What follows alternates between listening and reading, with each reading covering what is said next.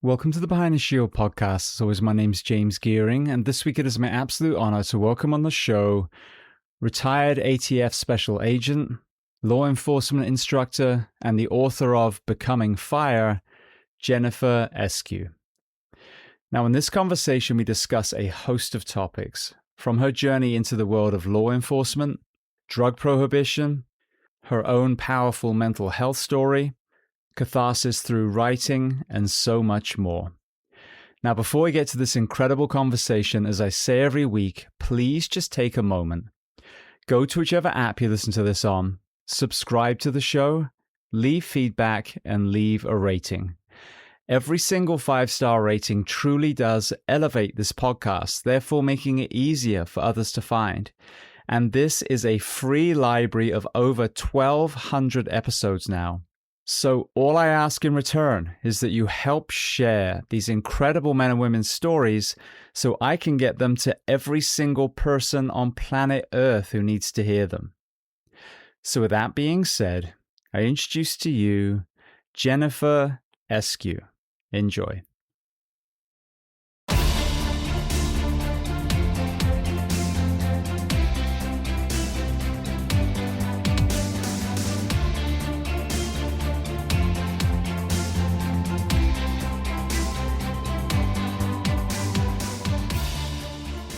Well, Jennnifer, I want to start by saying thank you so much for taking the time and coming on the Behind the Shield podcast today. Thank you very much, James. I appreciate that. I appreciate the invite a whole lot. Well, I'm glad you're on here. So where on planet Earth are we finding you today? I live in coastal Georgia. That's where I sort of semi-retired to at the end of my law enforcement career. And I want to tell you it's beautiful, warm, and sunny, but that little cold nor'easter kind of changed our weather just a little bit, but it's warming back up. When I worked out this morning, I worked out outside, so it's beautiful. Warm enough for that. Excellent. Yeah, that one, even in Florida, we felt it. It was not, I like the cold because we still have the blue skies, but yeah, it was certainly pretty frigid here. You get the blue sky, the sunshine, and you're going, ooh, it's chilly. Yeah, exactly.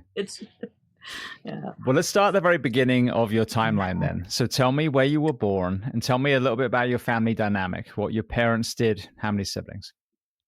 Okay. I was born in Kenbridge, Virginia. It's a little small town in the southern part of Virginia, really close to the North Carolina border. It's known as the South Side. When people talk about Virginia, they usually know about Nova or Northern Virginia. I'm exactly opposite of that. So down in the South Side, it's a lot of farming communities. Tobacco used to be the thing there for about 400 years, and now it's a little variety of crops. The main activities there are hunting, fishing, four-wheeling. That's kind of it, family time. And there's a few other things. Everybody goes to the same school. At least when I grew up, we all went to the same school because there was one school system. You went to that school. So you grow up knowing everybody. My parents, my dad, he is the oldest son of 8 kids, and he grew up as a sharecropper, or the oldest son of a sharecropper, and he did that until he was about 15.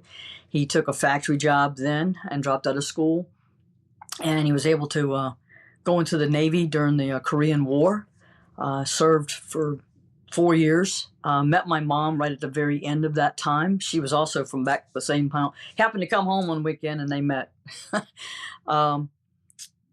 She grew up as the oldest kid of 10, and that they got married in 1955 and stayed married 52 years until he passed away.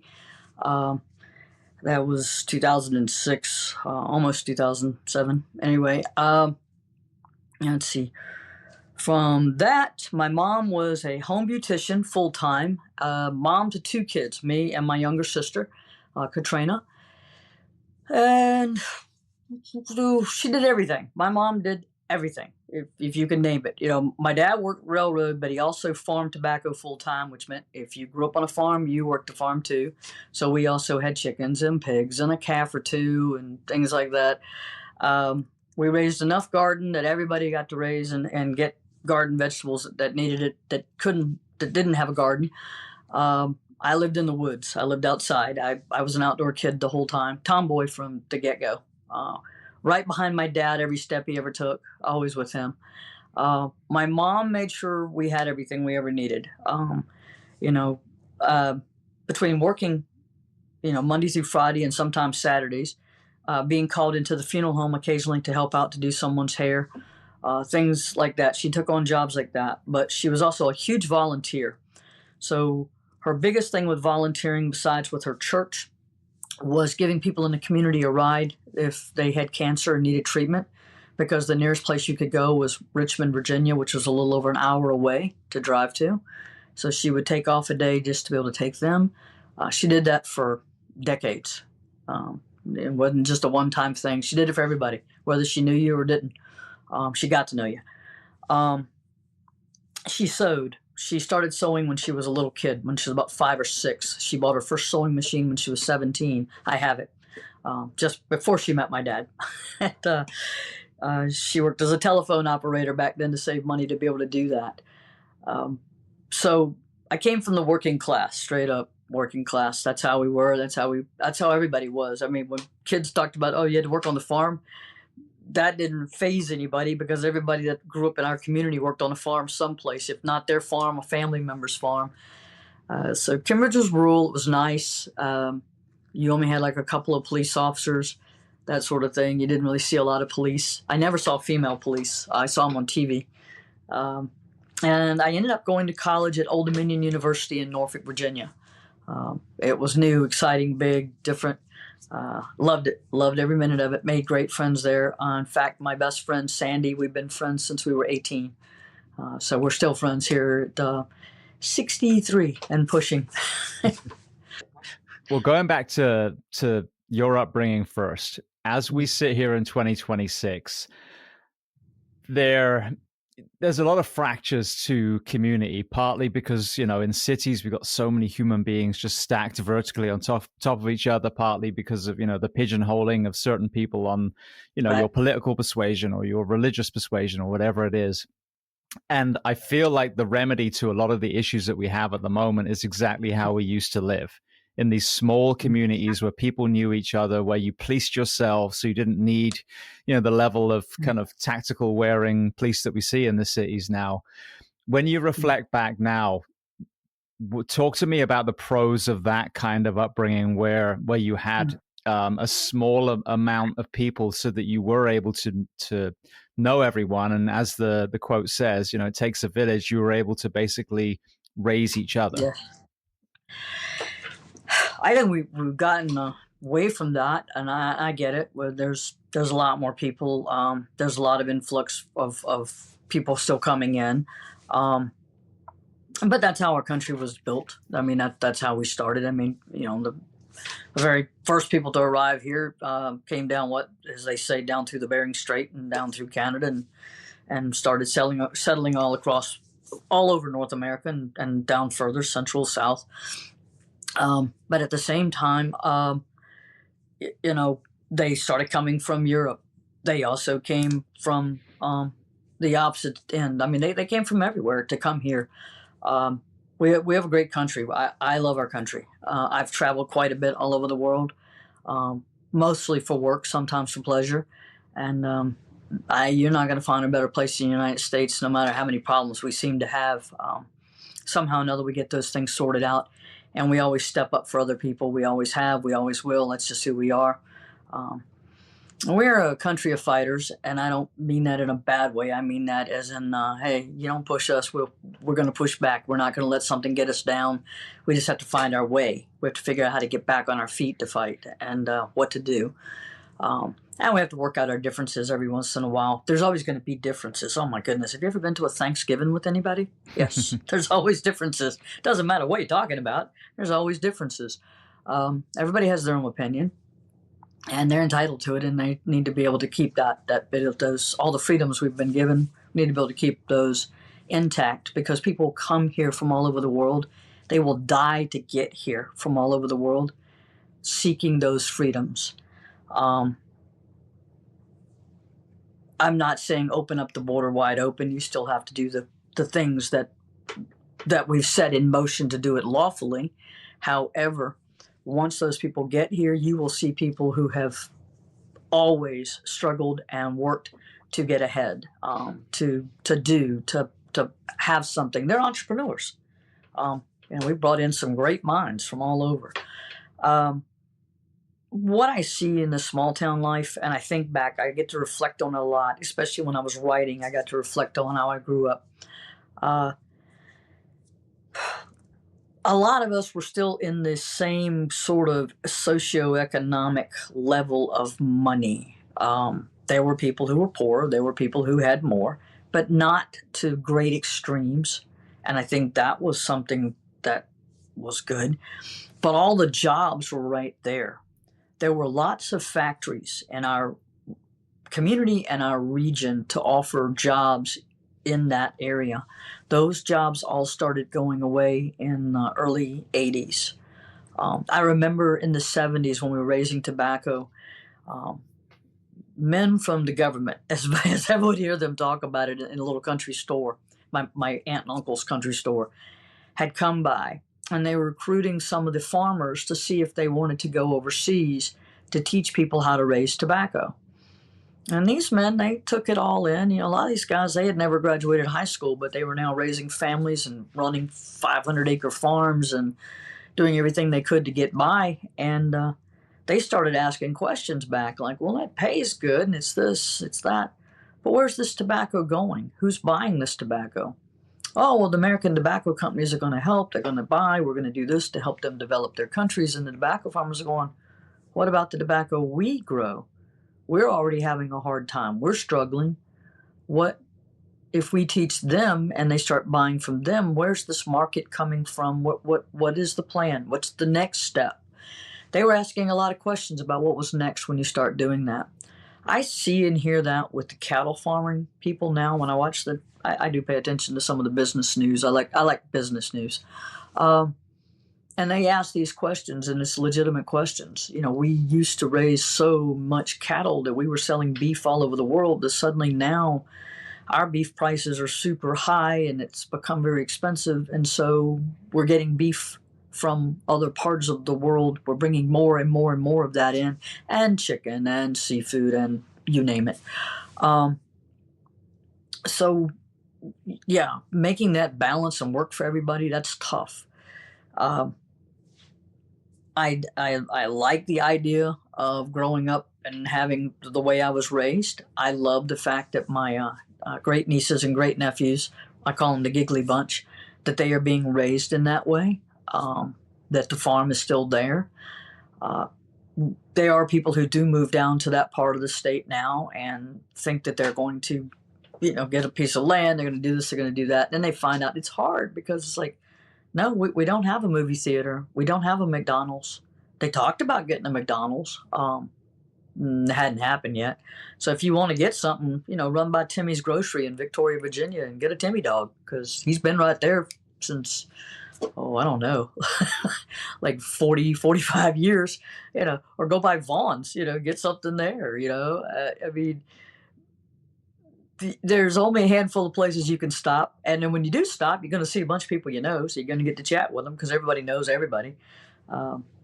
They used to have a newspaper that came out once a week, but that stopped. I don't think everybody's getting their news from online. They're still getting it from, texting on the cell phone now instead of calling one another. But you learn a lot about growing up in a small town or in a rural area, and those rural areas are still very much like that.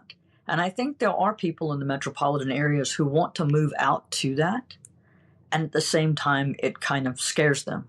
I don't think we're clinging to God and guns as we've been accused of in the past, everything. But people do believe in freedom of religion, and they do believe in the right to bear firearms in those communities, along with everything else. They believe in all of that.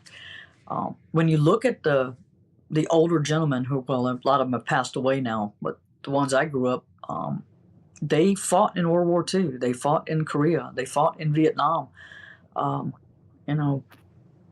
So they come home they want the freedoms that they've had in the U.S. and they want to keep doing. They want their families to succeed, then the next families to succeed. I've worked in the metropolitan areas. I've seen how things are. I wish there were more job opportunities in some of those places, but I also wish the jobs would come back back to, or hope they come back to the rural areas too. Our community, one of the things that I grew up in, one of the things that they now look at very close by is the growth of the need for the cloud farms, that sort of thing. So that's going on there now. They're starting to look at that and go, wait a minute, how much water do you need? It's everything. So there's a lot of things like that. How much land is this going to take? And how many jobs is this actually going to bring to our community, or we're still not going to get anything out of it? So everybody's wondering what are we getting for this? What's a cloud farm? Educate me. Oh, what's a cloud farm? Oh, yeah. Well, Microsoft showed up, I don't know how many years ago now, probably 20, 25 maybe, in Southside Virginia. And they bought up this huge chunk of land, and they built a lot of fences, and they made it very, very secure. I understand from the people who get to go there, it's like Fort Knox plus, or plus plus. And there are these giant types of warehouse building type things. And inside is the cloud, because the cloud's not in the clouds. It's right here on ground. And they need a lot of power. They need a lot of energy. And as AI technology grows and AI growth expands, they need even more. And they need even more. Because even though we're looking at micro SD cards and little chips and things like that, there's going to take a whole lot of space and a whole lot of need to have those things. And those things are growing everywhere. Virginia, North Carolina, those are just some of the places. Georgia, everybody's looking at it.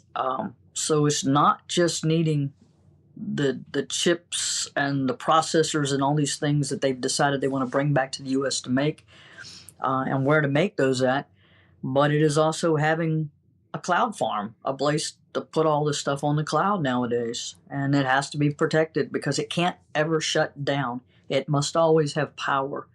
You can never have it hacked. You can never have it turn off. So they're very secure facilities, and they're growing by leaps and bounds. You mentioned tobacco, and it's interesting, and I'm sure we'll get into this with drug prohibition and all the stuff that you did in uniform. But when we have this conversation about decriminalization and therefore cutting the head off the snake of the illicit drug trade, one of the things as well, the farmers rely on the drug trade, for whatever crops, because they're being paid for opium or, marijuana, whatever the thing is.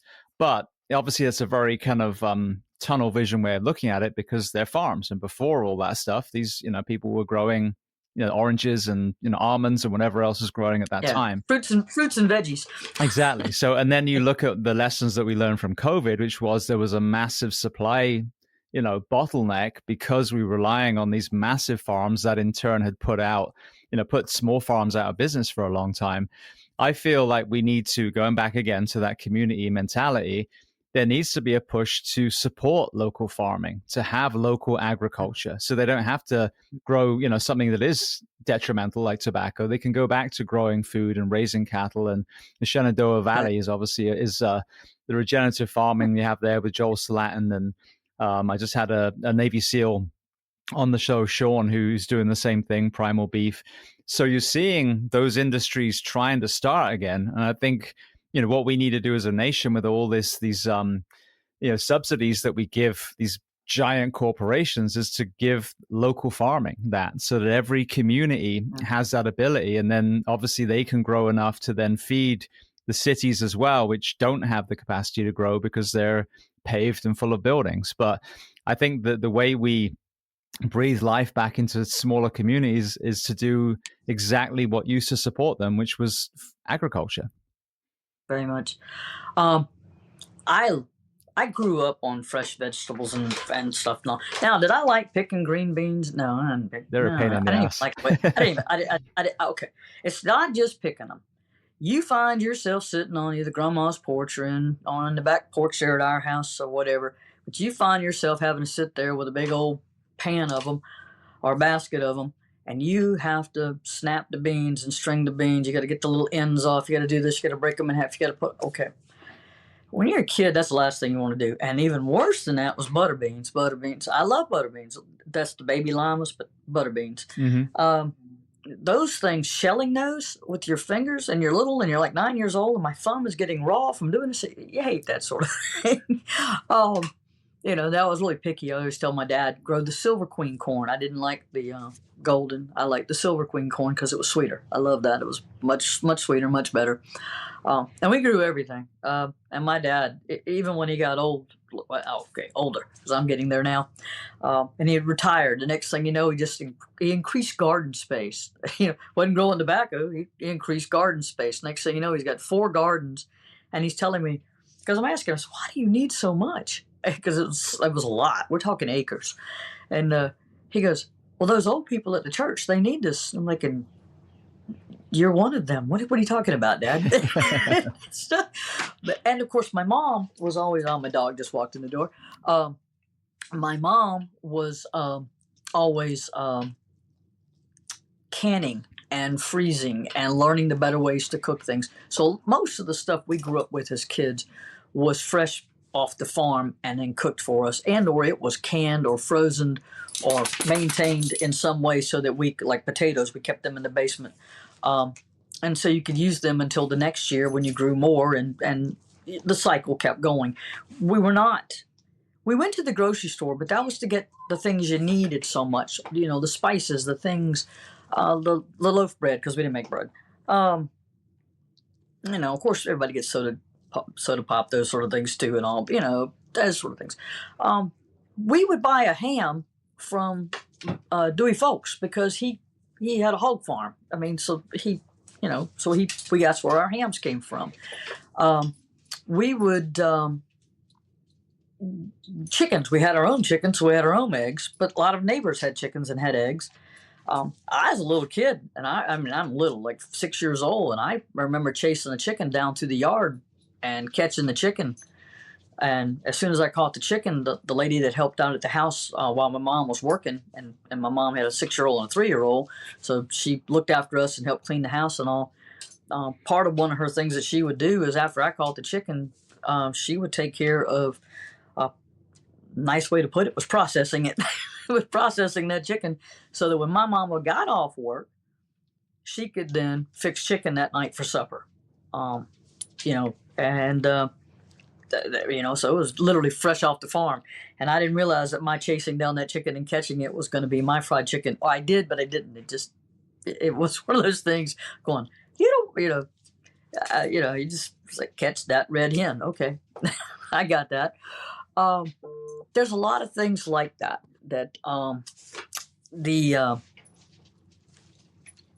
people need to be able to go back to farming. They need to be able to have that. They have farmers markets throughout. There's a farmers market in our hometown and stuff because not everybody has the equipment to raise a garden or has the land to raise a garden, and that's perfectly fine. Or they don't raise every type of vegetable that they want or every type of fruit that they want. When my parents got rid of the tobacco around 1981, my mother said, let's raise blackberries. Well, we'd always picked wild blackberries. The next thing you know, my dad's putting in these long rows up on trellises, blackberry vines that they'd ordered, and they had blackberries. And so Jerry's Berries, that was her name, Jerry, and so she had blackberries, and that was something that people would come out to the farm and pick, or my mom would go out there and pick them. She loved it. She said it was therapeutic, and I'm like, it looks like more work, because everything she did was always like more work. But she said sewing was therapeutic, and she sewed until she was in her 80s. In the middle of her dementia, I actually took her to a sewing store, Joann's Fabric, and she came completely out of the dementia. And I thank goodness I recorded it because it was just fabulous. It was like, oh my goodness, she was at home again. She was in Joann's Fabrics. I think that's gone out of business now, which is sad. But there's things that we need in the tobacco stuff you talked about. It supported this country for 400 years. Now we're going way away from tobacco. And I don't have a problem with people not wanting to smoke. I didn't smoke. My dad didn't want me to smoke. He smoked. I didn't. My mom says that she smoked back in the 50s, but that she stopped. And I never saw her smoke. I gave it a try when I was working undercover, mostly as a sort of a stress thing. But I didn't continue with it. It was like, for about a year, and it was like, nope, I don't need this. I don't like this. It's not me. I don't want it. We're going in a different direction with that now. We're going towards everything cannabis, marijuana, THC, vape. I don't know that that's any better for you or any worse. I mean, people tell me, I know. Hey, I smoked weed way back. I understand. It's a different kind of weed. The stuff I had back in the 70s, 80s, whatever, back then, that was maybe 3% THC. They're talking 28%, 30%, hallucinogenic level THC. 65% is something I've recently heard, which just blows my mind. I can't even imagine. Vaping it is a whole different process. I mean, you talk about, it's like a miniature bong, but you're not having to use a water bong or fill a bong up or doing any of this stuff. This thing, it's going straight in. And it's the same thing on any other stuff that you're taking into your lungs. I don't care. And then they're flavoring things now. Well, the whole process of flavoring things is to make it more appealing to your taste buds. Hey, I love chocolate. I love grape. Those flavors are flavors that appeal to me and a lot of other people. Make those things flavored like bubble gum or grape or chocolate. You're going to find people that are just like, they love that.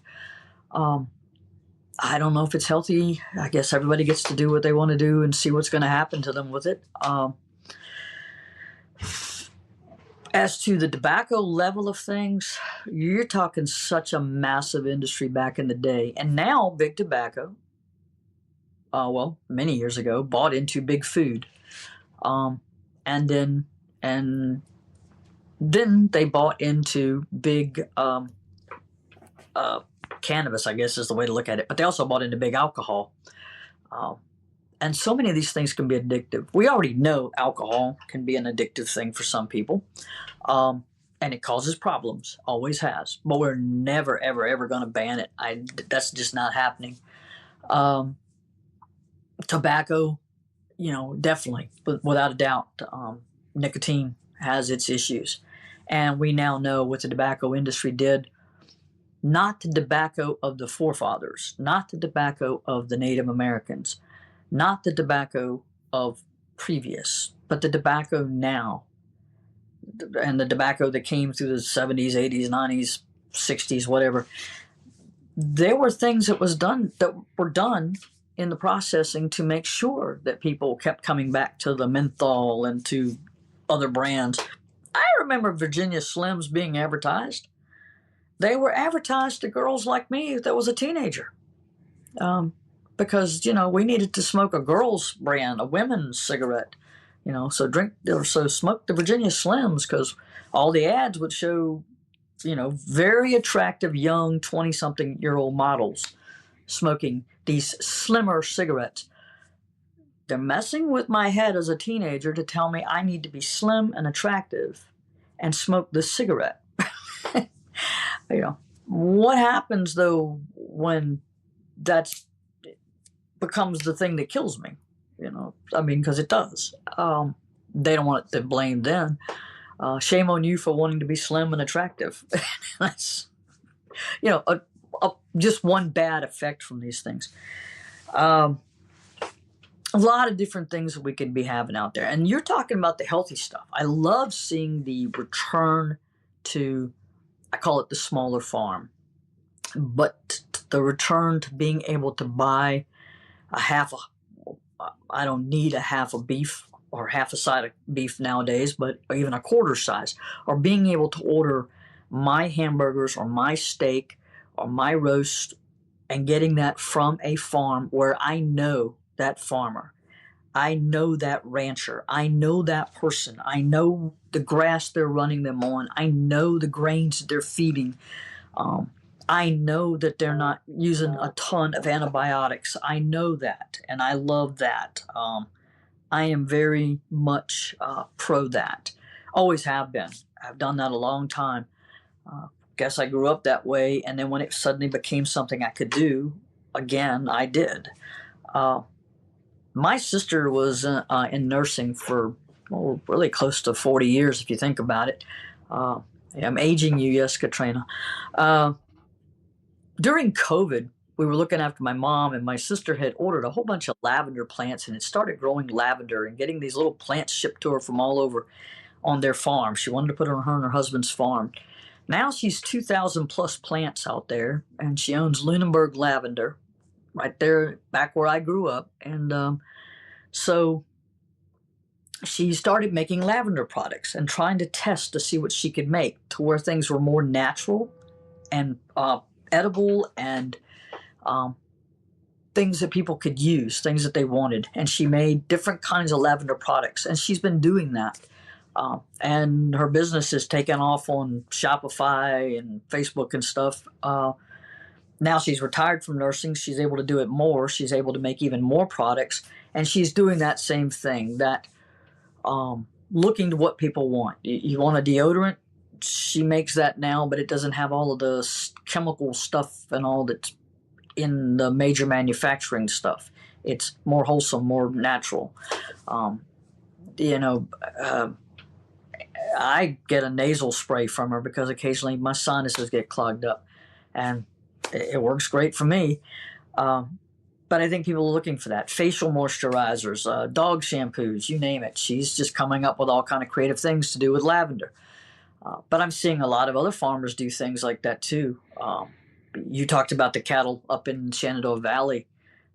There's always tons of stuff up that way. And of course, the Mennonites and the Amish have expanded quite a bit through Virginia, through the farm country, and they're doing a lot of the same thing. They're making things and doing stuff that they've always done, that their traditions and that their lifestyle has always done, has now become sought after.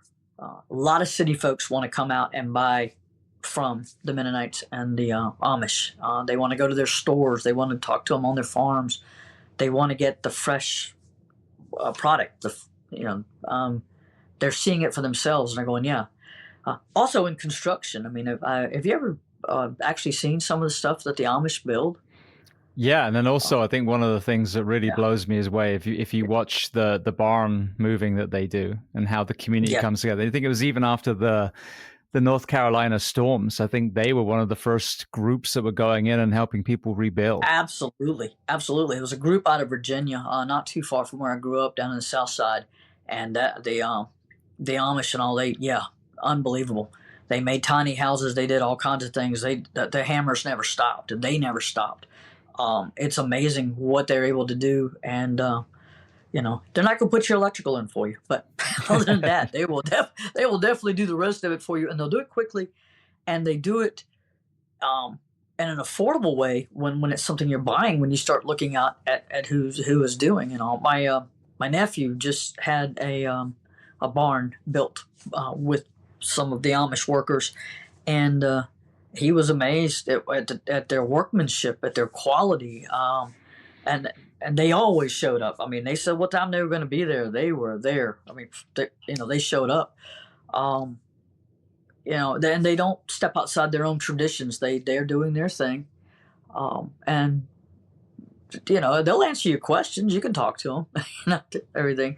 But I think it's good that we've got a lot of people that are still like that are still resilient, that are still knowledgeable on how these things are done, and that you can learn from them, and then we can keep doing it. I think that other countries, I think the world, we could all go back to doing fresh foods. It's coming up on 2 years now. I was in Uzbekistan for 30 days. I don't know if you know where Uzbekistan is, but if you're looking for any of the countries that the last words are Stan or whatever, it's right in the middle. I just tell people, just right there, right in the middle, Uzbekistan. Love the people, love the country. Lived in Tashkent for most of it while I was there. It's a city of 3 million. It's the cleanest city I've ever been in for 3 million people. Gorgeous. And they take so much pride in their grass, their flowers, their trees, and in keeping things clean and nice. They have a lot of police, but the police are there to make sure that everybody is safe and okay and knows where they're getting to and going, and that their traffic accidents don't block the road, so that people can they don't let anything slow anything down. They're welcoming to business all over the world right now. so we were there. The South Koreans were coming in to visit. India had come in to visit. There's several people that are coming back and forth doing trade deals with them. Just a pleasant, humble people, and a proud people. You learned a lot about their history and all while we were there. We went to Samarkand on a quick weekend visit because we wanted to see the stuff that was from the Genghis Khan and before era. Because Genghis Khan came there and he kind of conquered them, but he actually let their leaders sort of stay in charge because he liked them. He admired their fighting abilities, and so he left them. But you also see the influx of how things changed their country from being on the Silk Road, and so the influx of China through the Silk Road with them, and the trading and all of that has continued to carry on with their foods and their traditions and their clothing. But then you also saw the influx of the Middle East on their religion and Islam. And then to add to that, which made it kind of unusual, because I have been to a lot of the Middle East, their influx from Russia. Now, they have had their freedom from Russia since, I want to say 91, 92, when the Great Wall, when the wall came down in Germany and the USSR disappeared. They gained their freedom from the Soviet, but they still have a lot of Russian influence. So I ate a lot of really good Russian food while I was there. I'd never had borscht before; it was great. There's a way that the chicken is made by a Russian recipe that I found fabulous. I've been looking for it here, haven't found it yet. Alcohol. So they have a beer and they have some vodkas and things that they make there, and you don't really think about that so much in an Islamic country, and yet they have that, and they're perfectly fine with that. So that was different. And then they're teaching English at like every little school in the city of Tashkent. Everybody's trying to learn English. They want to be able to deal with the rest of the world. But all of their fruits and their vegetables, every food we had made at the hotel or at the academy where we were teaching at, by their cooks, everything, their chefs, whatever, absolutely the freshest and best anywhere. Just incredible. And I wish we were back to that level, because the breads don't make you bloated and heavy, and everything you could eat over there, and you felt great. I lost weight, and yet I was eating all the time. You hear that a lot when people travel, and I think this is what's so maddening is, and all the, like we were just talking before I hit record, I've been doing this podcast for 9 years now. 1,200 people have come on here. So all these stories, whether they're military, and again, people seeing different cultures overseas, whether they're actual nutritionists, farmers, whatever it is.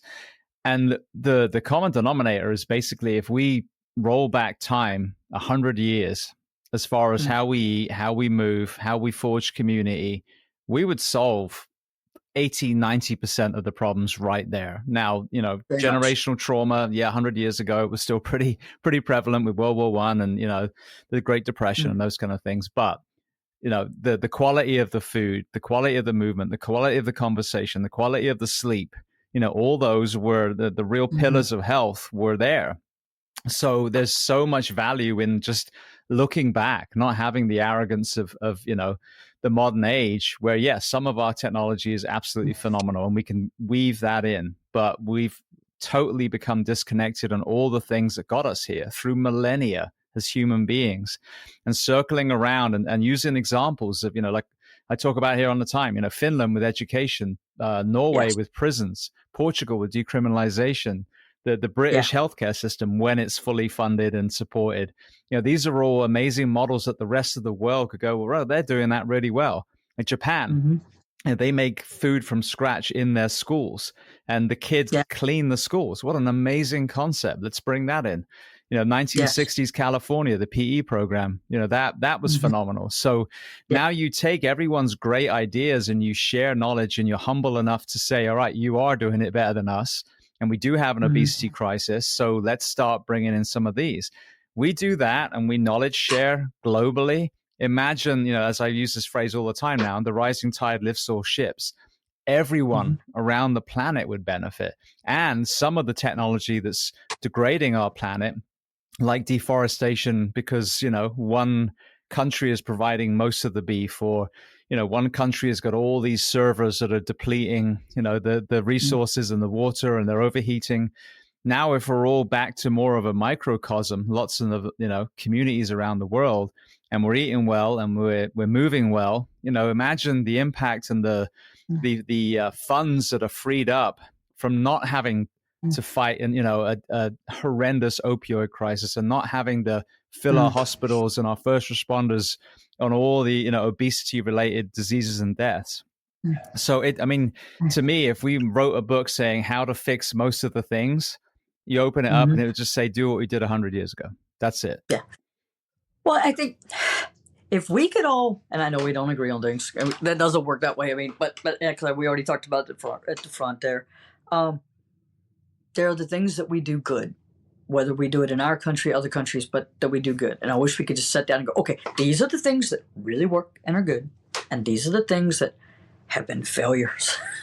All right, we can't fix these. We've tried, and this is just, let it go. Go back over here to the ones that work really good and say, that's what we want to do. We're going to work with those and continue those processes. I'm just going to say, RFK, I like him. I get it. There's people that just don't like him for whatever reason. The funny thing is they did like him. They just don't right now. He is right. Physical fitness, so important. We've got to be moving. 100 years ago, you had to move. You had to walk. You had to do a lot of things. You had to do a lot of physical labor. They didn't have all the fancy farm tractors so that you could just plug it in and the thing could do pretty much on its own.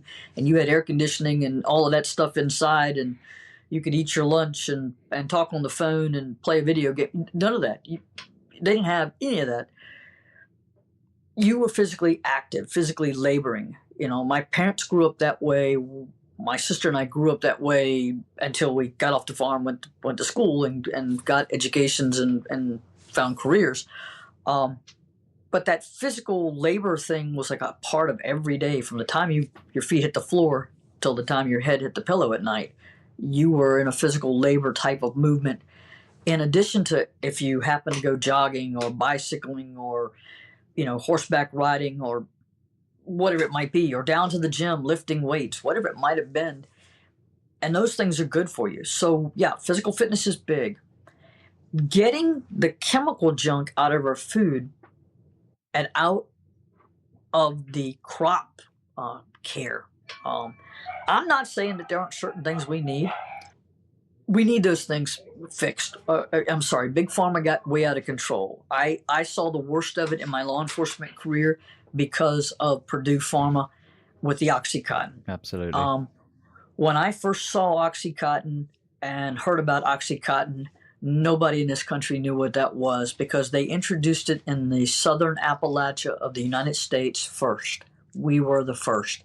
We were on the cutting edge of hell.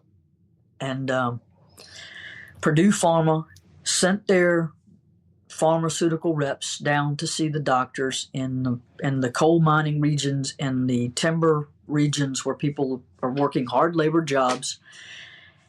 And they told these doctors, and I know this is a fact. I mean, I've read Dope Sick. I've watched the Hulu. I love the Hulu series. I know those guys, Randy Ramsire and Rick Montcalso, worked with them for years. They were the prosecutors in the office that I worked with them to prosecute our criminal cases. I know the Sheriff Gary Parsons in Lee County. I've known him since the late 90s. We were out working in Lee County, and we get a call, and Gary Parsons wants us to come and help out. They got a problem with something called an OC. Well, never heard of it. What is it? We couldn't even call anybody to ask them what the hell it was. And what we found out was an OC was this prescription medication. And it came in like a 10 milligram. And people were using them. They were crushing them up and snorting them, and they were chewing them up and doing.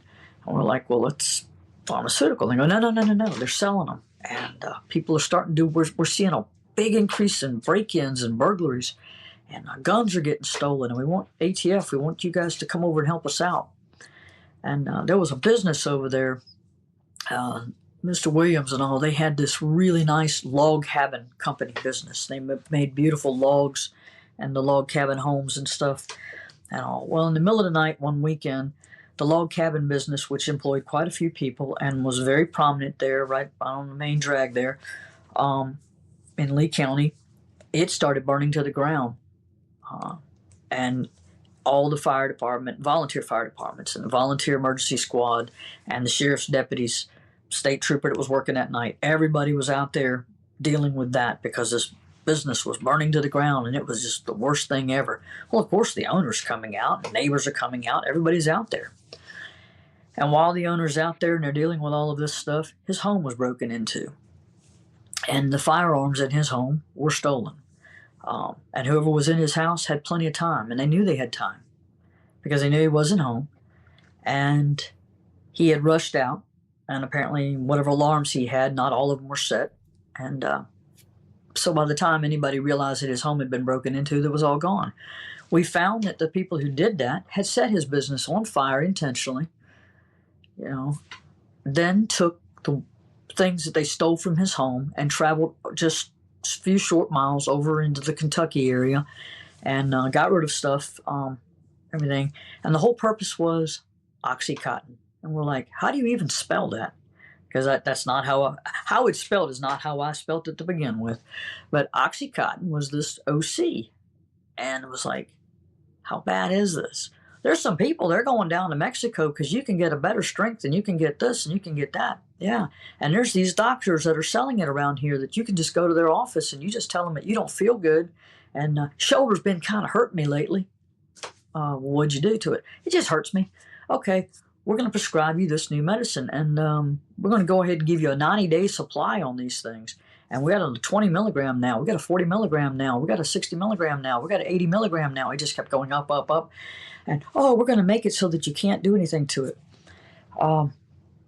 They told some of the doctors early on and the dentist, this is going to replace aspirin. This is the next aspirin. It's great for pain. So when a kid gets their wisdom teeth cut out, go ahead and give them a 90-day supply. A 16-year-old, 17-year-old, an 18-year-old. They did that.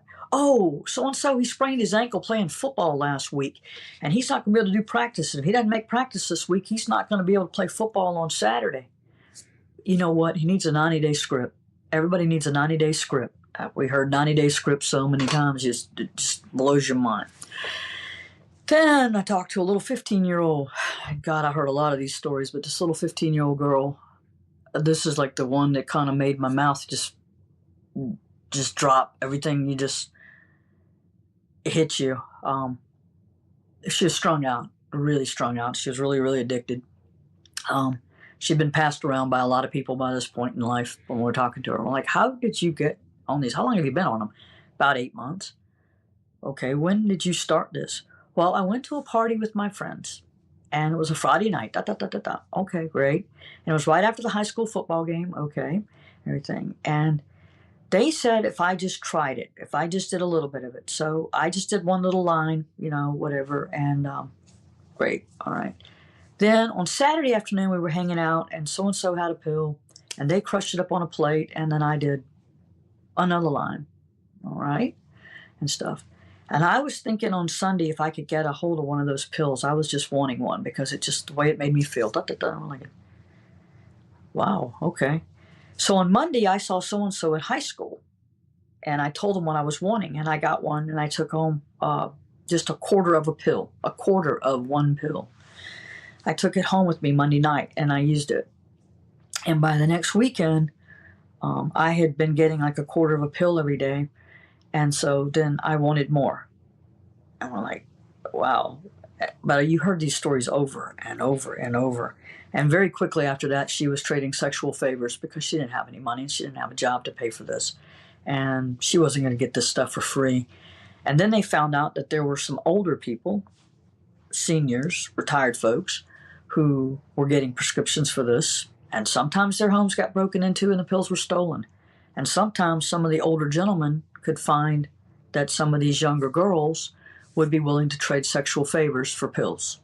So you just rattle that bottle of pills, Here's 3 pills. Here's 5 pills. Here's 10 pills. We'll trade that. Eventually, we started dealing with people who were moving like 10,000 pills a month easily. They were trafficking them. They were selling them. They were going to pill mills. Pill mills were where the doctors were just writing out the scripts. They were going all over the place, going to pharmacies. They would hit 6 doctors in like 2 days to get the scripts. At 90 pills per script. They were using people's Medicare card, Medicaid, Medicare stuff to get a script for $1. Using people's insurance cards, the fraud, the identity fraud, all of that was going into it. The trafficking of the pills just became just overwhelming. We couldn't catch up. We started it in 1999. The pills had gotten introduced as a 10 milligram in 1996, about the end of 96. We got involved early 99 with our first cases in our office. By 2000, we were seeing overdose deaths because the milligrams were going up. People were taking them and they were using Xanax. That was a respiratory shutdown effect. That was what was happening. They didn't realize that. People started injecting them. That was the bigger thing we were seeing. They were finding ways to remove the coating off of them. But Purdue didn't care. In 2002, 48 Hours, a TV show, came down and talked to us out in Lee County at the high school. I attended the meetings. I attended meetings in Abingdon, Virginia at the high school where the people were so mad and so angry. There were lawyers that were trying their best to fight back. There was a program called Octagon. It was a project by the U.S. Attorney's Office in the Western District of Virginia, mostly in Abingdon, Virginia. That's where Randy Ramsire and Rick Moncastle worked at from like I said, the movie or the series Hulu had Dope Sick, but it's based on Beth Macy's book Dope Sick. Octagon was targeting the bad doctors. Originally, it was called Octagon because they were looking at 8, just 8. I don't know how many doctors, how many pharmacists, how many nurses we took off, but between them and DEA and the Virginia State Police and the rural county sheriff's departments and the local city of Bristol, Virginia and Abingdon, Virginia, Marion, Virginia, the problem was just overwhelming. And then as we kept going, by 2006, I was working on a project, and it was myself and a DEA agent named Brian, and we just gotten into it. We realized we were going to need the FBI, so we went and got an agent named Tom.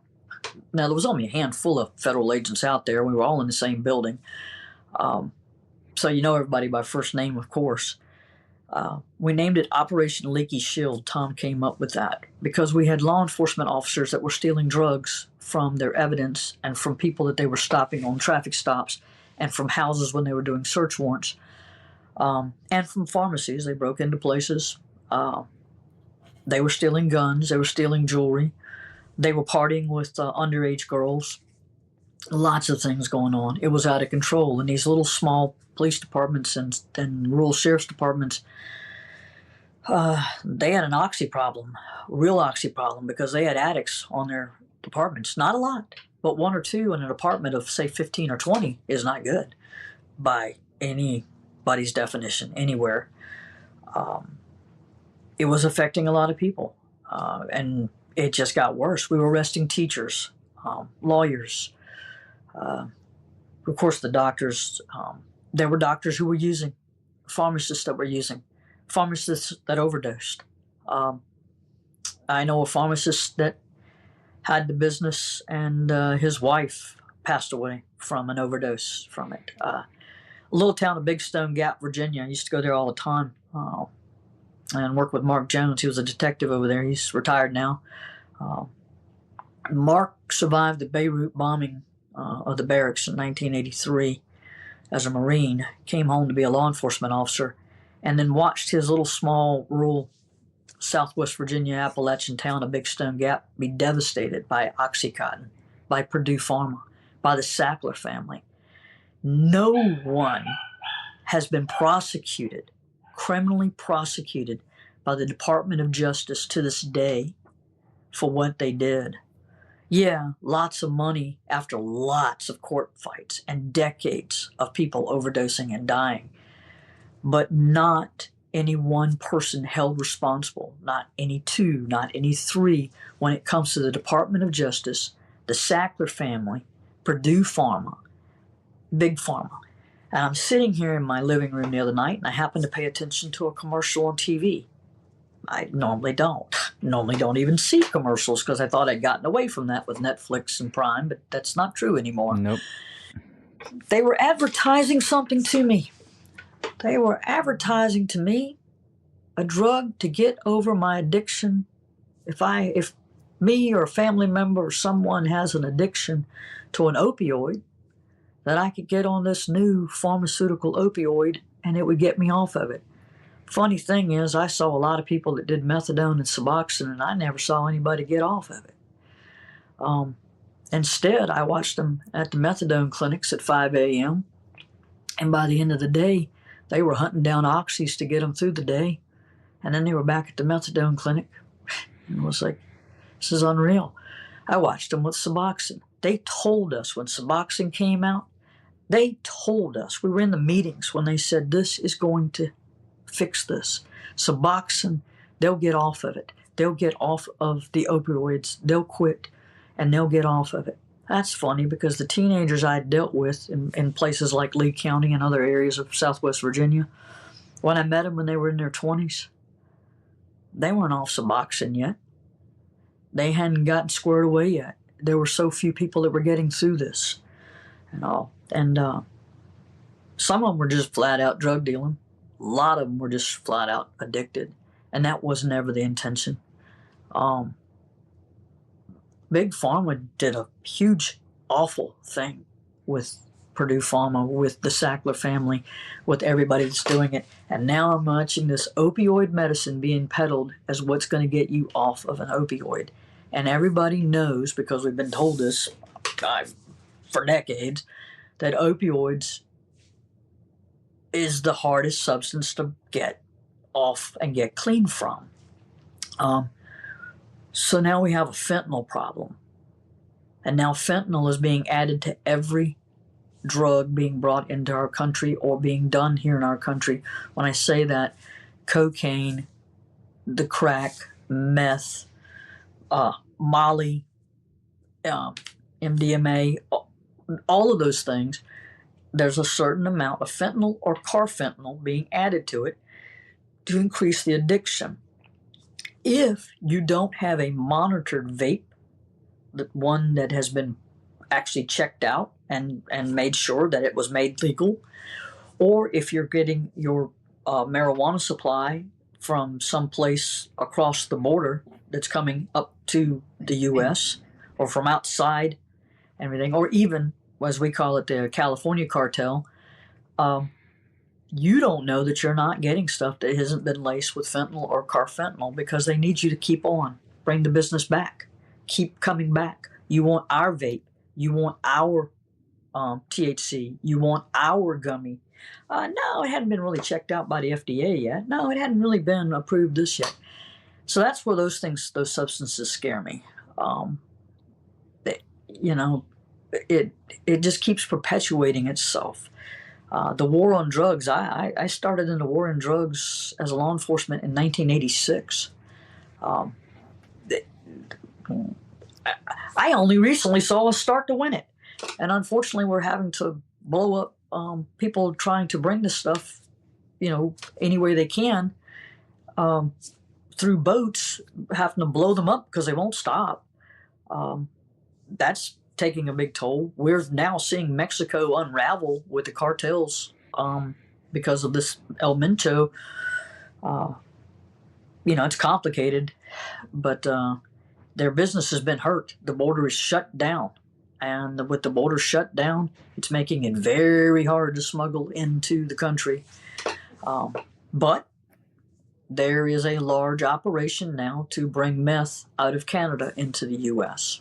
And it's going to keep coming. And China and India, they produce the chemical drugs, the chemicals that get mixed to create meth and to create fentanyl and carfentanil.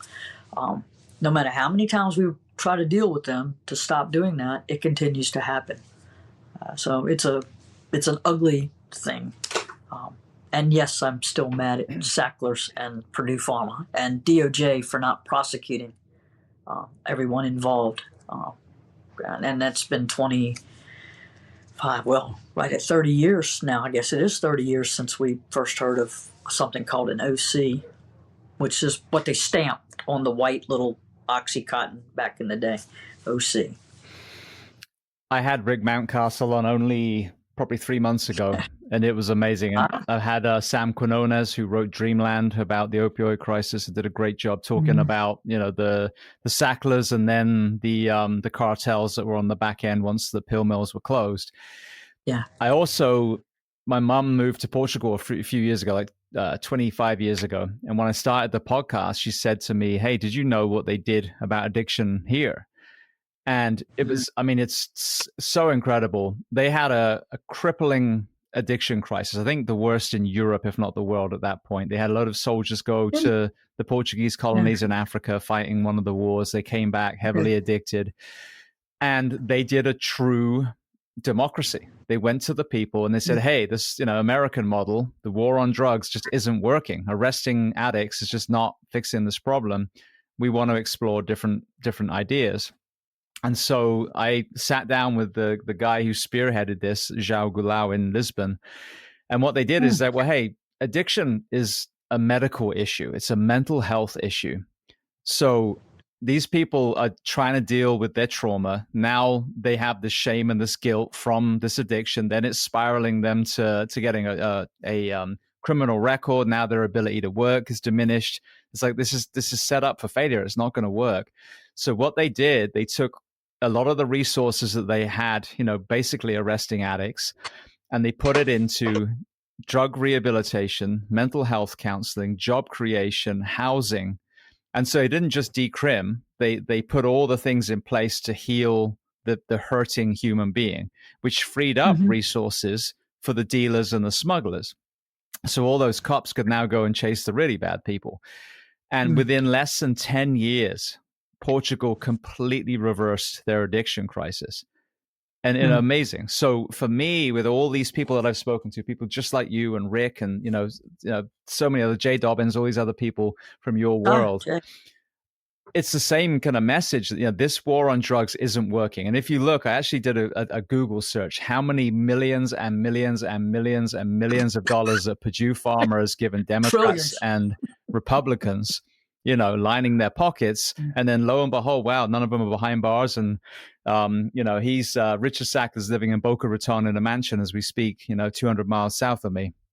So I think, and I had so many people, you know, think this way now. And we see that, for example, naval special warfare and ibogaine and psilocybin and the effects that they're having healing addiction, opioids, alcohol, that I feel like, well, again, you know, like we're talking about, well, who's doing this well? Because this clearly isn't working. You know, we have more gangs, more cartels.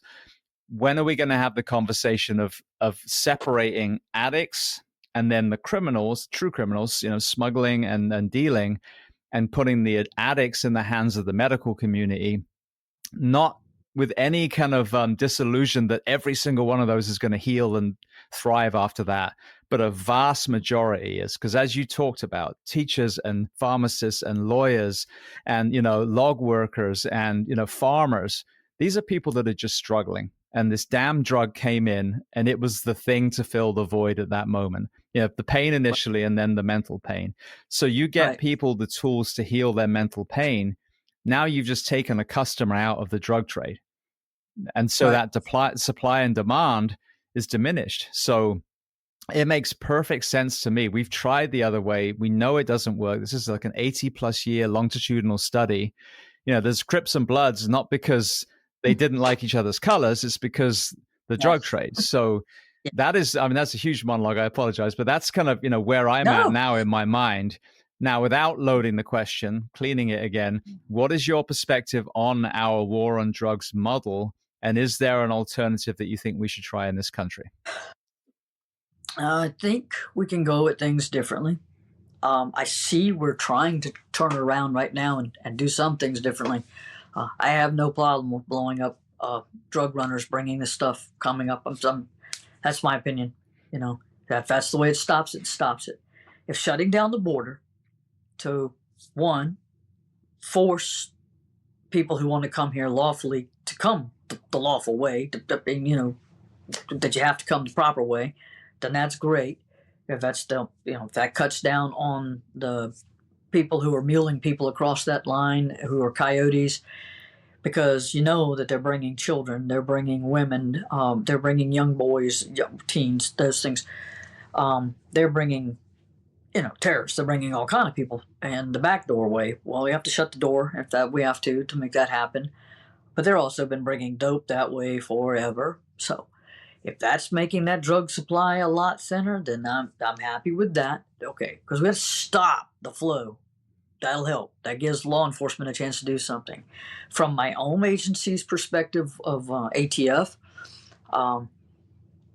I am not this huge person where I think that there needs to be a lot of gun laws and another gun law and a gun law and a gun law and a gun law, because that's going to fix the problem. Because people who murder homicide is against the law. People who do an armed robbery, that's already against the law. I mean, you don't steal. The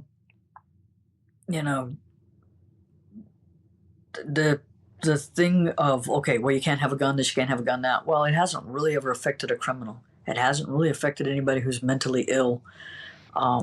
Yeah, I would like people to secure their firearms better if they're not going to have them with them. Definitely teach safety. I think when we were teaching safety, particularly in the schools and things like that back in the 40s, 50s, 60s, 70s, that probably worked a lot better than the not teaching people about safety. I mean, we teach them about the safety of automobiles and driving under the influence. We should teach about the safety of firearms too, because they're out there. You're certainly not going to have anybody pick up 400 million firearms out of the United States. It's not going to happen. Then you're not going to stop criminals from obtaining what they want.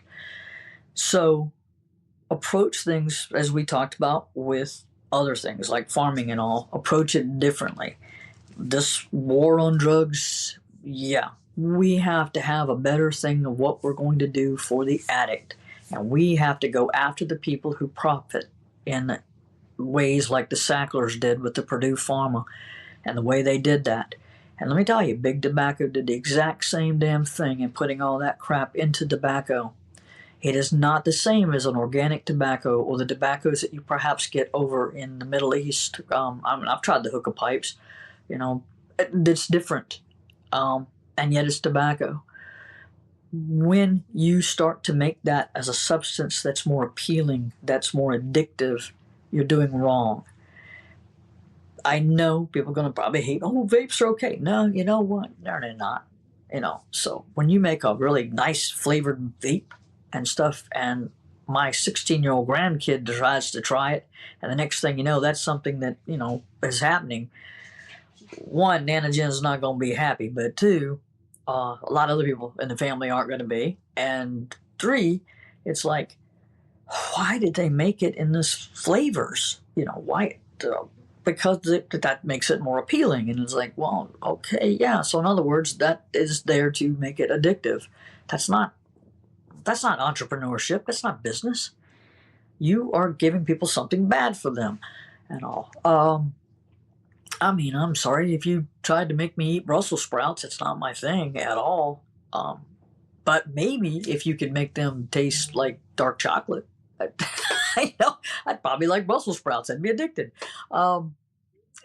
It's that sort of thing. So now you are making something that's not healthy for the body. Good. Those people have to be held responsible. I'm watching this commercial, I told you, and they are offering an opioid for an opioid. I don't care. They're offering a synthetic for a synthetic. I still don't care. Maybe if these people had a job out on a farm and had a chance to sweat this stuff out of their system, but that's not going to work for everybody. But that's just sort of my little mind concept of give them a chance. Let them get clean for 30 days and get going and give them the programs they need and all. Now, how am I going to keep this stuff away from them? Well, I'd like to be able to keep the people who are bringing it in from bringing it in. I'd like to be able to keep the dealing people from doing. And I go back to the firearms again. the people who are using the firearms, who are enforcing their business with firearms, who are obtaining the firearms in an unlawful way, such as stealing them or making them on a 3D printer, who are modifying them to use on the street, not unlike what we used to see back in the late 80s with all of the violence that used to be heavy duty. The people who are using them to gun down their competitors on the street, that sort of thing. That's where ATF needs to be so focused, so heavily focused. Go after the criminals who are doing the actual felony criminal damage that are harming other people. That's the ones you go after. You don't just suddenly say, hey, we don't like that particular thing that's on a firearm, so that's now going to be against the law to have. That's going to be an illegal item, and it's like, it's a brace. It's just a brace thing. It's not going to change. It didn't change something enough that you make that illegal, and now the 20 million people who own that, you now suddenly, that's not legal anymore, sorry, give it back. And we're like, okay. How many of those are actually being used to commit crimes? Well, it's not really being used to commit crimes. Why is this? Why are we messing with this? So I didn't agree with any of that. I didn't like that. It's just, there's just little things that stay in a lane, and let's go after the really bad guys. Let's go after the people who are really, really evil. And in my opinion, the people who are creating drugs or creating an addictive substance in order to keep people's money and to keep them still buying, that's wrong. I mentioned that California cartel thing, that creating vapes and creating THC products with this higher and higher and higher and higher level of THC, and oh, well, THC is legal now, it's okay now. It's like, what level are we at? Is anybody regulating that? Because it is still an hallucinogenic. It's not the same. It's not the 3%. It's not the 5%. You've gone to a level now. There's a woman who stabbed her boyfriend 108 times, and she got off on the murder charge, homicide, because the THC was something like 28%, 30% in the marijuana that she smoked that her boyfriend gave her. Up until then, people said, oh no, people who smoke marijuana, they're not going to do anything violent. They're laid back. They're going to be eating chips. That changes when hallucinogenic effects take effect. And if there is anything that's being added to it to make it more addictive, any kind of fentanyl or carfentanil, those things have to be stopped. We got to do whatever we got to do to make China and India and anybody else that wants to produce that chemical stuff to stop it. And if we have to blow up labs that are making it, then we have to blow up those labs to keep them from making it. I know they'll build another one and another one. And we have to find places to put people. We can't just warehouse people and say, okay, you're a bunch of addicts, we're going to warehouse you. There's got to be better ways. You talk about what Portugal did. I think there's a few countries that have done good with it. I also think that there are a few countries that we don't want to follow their models because it's not been successful in any way at all, and it's you just have addicts laying on the street. I don't want to see more cities. I mean, I've seen plenty, but I don't want to keep seeing cities like what's happened in Philly with the Kensington area. Yeah. People just gave up on that area, and they've given up on parts of LA and San Francisco and Portland and Seattle, but there's more cities than that are being affected. We can name Richmond and Charlotte, Columbia, South Carolina, Greenville. There's addicts in all those cities too, and they are on the streets. They are homeless. They're not getting the nutrition they need. They've got their addiction issues. Crime is up because of them, because they are committing small crimes, vandalism, all kind of things in order to get whatever they need to get the next high. I remember in the 70s people talking about shooting up heroin, and they would talk about Harlem for some reason. I don't know how it all tied in. But shooting up heroin and this needle in their arm. And I never thought I would ever see that day. And by 2000, I saw people shooting up Oxy. And we're 26 years, I'm sorry. Forget what year I'm in. We're 26 years past that, and needles are everywhere. It's everybody seems to be shooting up something. You just didn't see that very much back in the 70s, 80s, 90s, but you do now. Mm-hmm. And everybody's used to it. And you got to teach kids not to touch those, not to pick them up. And it's like, can we teach them about the firearms too while we're at it? But let's definitely teach them, don't touch that stuff. We've had to retrain everybody because of the fentanyl stuff, aerosoling, and possibly, yeah. And everybody, like every law enforcement, paramedic, firefighter, and stuff, has now got to carry some kind of Narcan with them. Narcan's everywhere now. People have it in their homes now. Who would have thought that? Yeah, you got to have Narcan. So we've got to fix some of that. And I do think that some of the things that RFK and them were offering, I mean, I don't have to agree with everything that anybody says on what they want, is that physical fitness is important. Let's push that with our kids. Let's say, hey, let's stop, get out from behind that screen, and let's get outside and do things. Eating fresh vegetables, eating fresh fruits, those things are great. Let's do those things. Rooftop gardens are awesome. I saw some people that were taking the old abandoned homes up in the Detroit area and raising those and then turning those areas into gardens. I thought that was the coolest thing. I was hoping that would really take off for them in a lot of areas. I saw a young black woman who started farming and doing it up around the Charlotte area of North Carolina. Watched a couple of stories on her, and she was teaching farming and teaching people how to raise crops and the agricultural and getting people to come out and getting fresh things, healthy things. I guess if we could keep pushing and promoting, be healthy, not unhealthy, do the healthier things, not the unhealthy things, it would help with our medical issues in this country. And it would maybe help steer some people away from messing with drugs. I would like to see people not mess with the drugs. The drug problem is so huge. And I'm sure if you had Rick on, I'm sure he overwhelmed you with his knowledge of all of the issues that have been dealt with.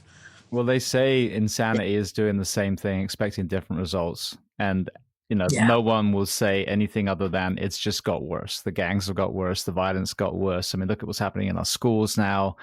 It's a mental health crisis. Addiction is a mental health crisis. Violence is a mental health crisis. And even, I've said this more recently. I had an aha moment listening to a Joe Rogan episode a couple of years ago now. But if you are Richard Sackler and you sleep well, knowing that to this day, 100,000 Americans die from the opioid crisis that you created, that's a mental health problem. If you're the head of William Morris, knowing that your tobacco kills 8 million people around the planet every year, that's a mental health problem. So we've also got to acknowledge that some of these politicians, some of these CEOs are no different than the addicts that are addicted to their McDonald's or their tobacco or their, whatever the thing is. So once we acknowledge that there is a mental health problem from the blue collar worker to the president and everything in between, then we can start deconstructing and figuring out, all right, what are the issues? What are the proactive solutions? And what are the holistic solutions? Like you said, diet and exercise and meditation and community and all the things that, again, here we are at the beginning of the episode, growing up 100 years ago or growing up in a small town. That is how we reverse this. But just by digging our heels in and saying, no, we're just going to keep doing the same thing. All right, well, then, you're signing off on the end of humanity, ultimately. Yeah, you are. You're giving up. And you want things to be better, and you want the next ones to have it better and all. And technology is great. I like it to a certain point. There's other things out there. I would like people to find other ways to be entertained. If I had an addiction, it would have been adrenaline. I guess adrenaline would still be it. I don't do what I used to do. But I spent 32 years in law enforcement, and there was a certain level of adrenaline that came from that. And so every once in a while I have to get out here and do something that is different, something that really gets me energized. Kite surfing is that next thing I kind of really feel like I'm going to have to do. That looks like fun. It does look like fun. It looks like so much fun. I'm thinking, oh my goodness, if they'd have had that back when I was 18, yes. I mean, like to the level of what they got now, it would have been just, I'd have been addicted to that probably. Mm-hmm. but things like that, I would love to see people get addicted to more things of that nature than to be, like I told you about my mom sewing. That was her outlet. Picking blackberries and making blackberry jelly and blackberry roll and things like that. Those things, taking care of her family, that was kind of her addiction. My dad was a smoker. He smoked Cools, which Kool. Don't even know if you know what those are. They were menthol cigarettes. But he would tell us, don't smoke. Yes, he liked his beer after work. Get a cold beer, then go out, get on that tractor and farm, come back in, have one more cold beer, sit down and have his supper. And then watch a little TV, go to bed, get up for the next morning, go to work. I don't know if he had a time to really get addicted to anything except the Cools. But I think everybody's got something. Everybody has something that keeps them or whatever they want to do. I just wish people could be. I wish that healthy things were more addictive, or because people don't seem to fight over those. They certainly don't kill each other over those things. And it would be pleasant. It would be very nice to do that and do life that way. And I don't know how to fix all of the issues that come out on the street. Maybe we work it all together and we get it all squared away. And I do want to see RFK do good with staying on top of the pharmaceutical industry, staying on top of these food manufacturers, staying on top of that, and looking at what they're putting out and seeing if we can't do a little bit better or a whole lot better. I just think we're not going to move the needle on that until we stop them funding the presidential campaigns. You know what I mean? Yeah, left but and that's right. yeah. Oh, wouldn't it be nice to see PACs go away and they just say, nope, you have to do it all on your own personal money, 100%. or on donations that can't be more than $100 from any one individual, and there's like no other money, no money from the foreign governments ever, like at all, and no PAC money, no fancy $50 million Hollywood dump that you just suddenly got that was a Hollywood PAC, and it's like, what? What is that? And why do they care about Southern Louisiana? I mean, so instead of doing that, it'd be nice if all the little PACs would just go away and quit. And I get that all these very, very wealthy people, I mean, I just was sitting there watching something, trying to decide, Bill Gates wants to apologize because he ever knew Epstein. And it's like, yeah, right. Okay. Don't believe you. Little things like that. I just wish everybody was held accountable. I wish we would hold people accountable. I wish that wealth was not the distinguishing thing that keeps people from being held accountable. Way back in 1993, I worked a criminal case, not a make or break case, nothing big, but I always had this thought: if I catch you and you are involved in what we used to do a lot, what they call gun and dope. But if you've got gun and you've got dope, which back in that time was cocaine, crack, and you got all that, then I arrest you, I catch you with it, you're getting prosecuted, and then I really don't care who you know or who you are. Doesn't matter. You got caught. What bothered me was seeing what they call prosecutorial discretion.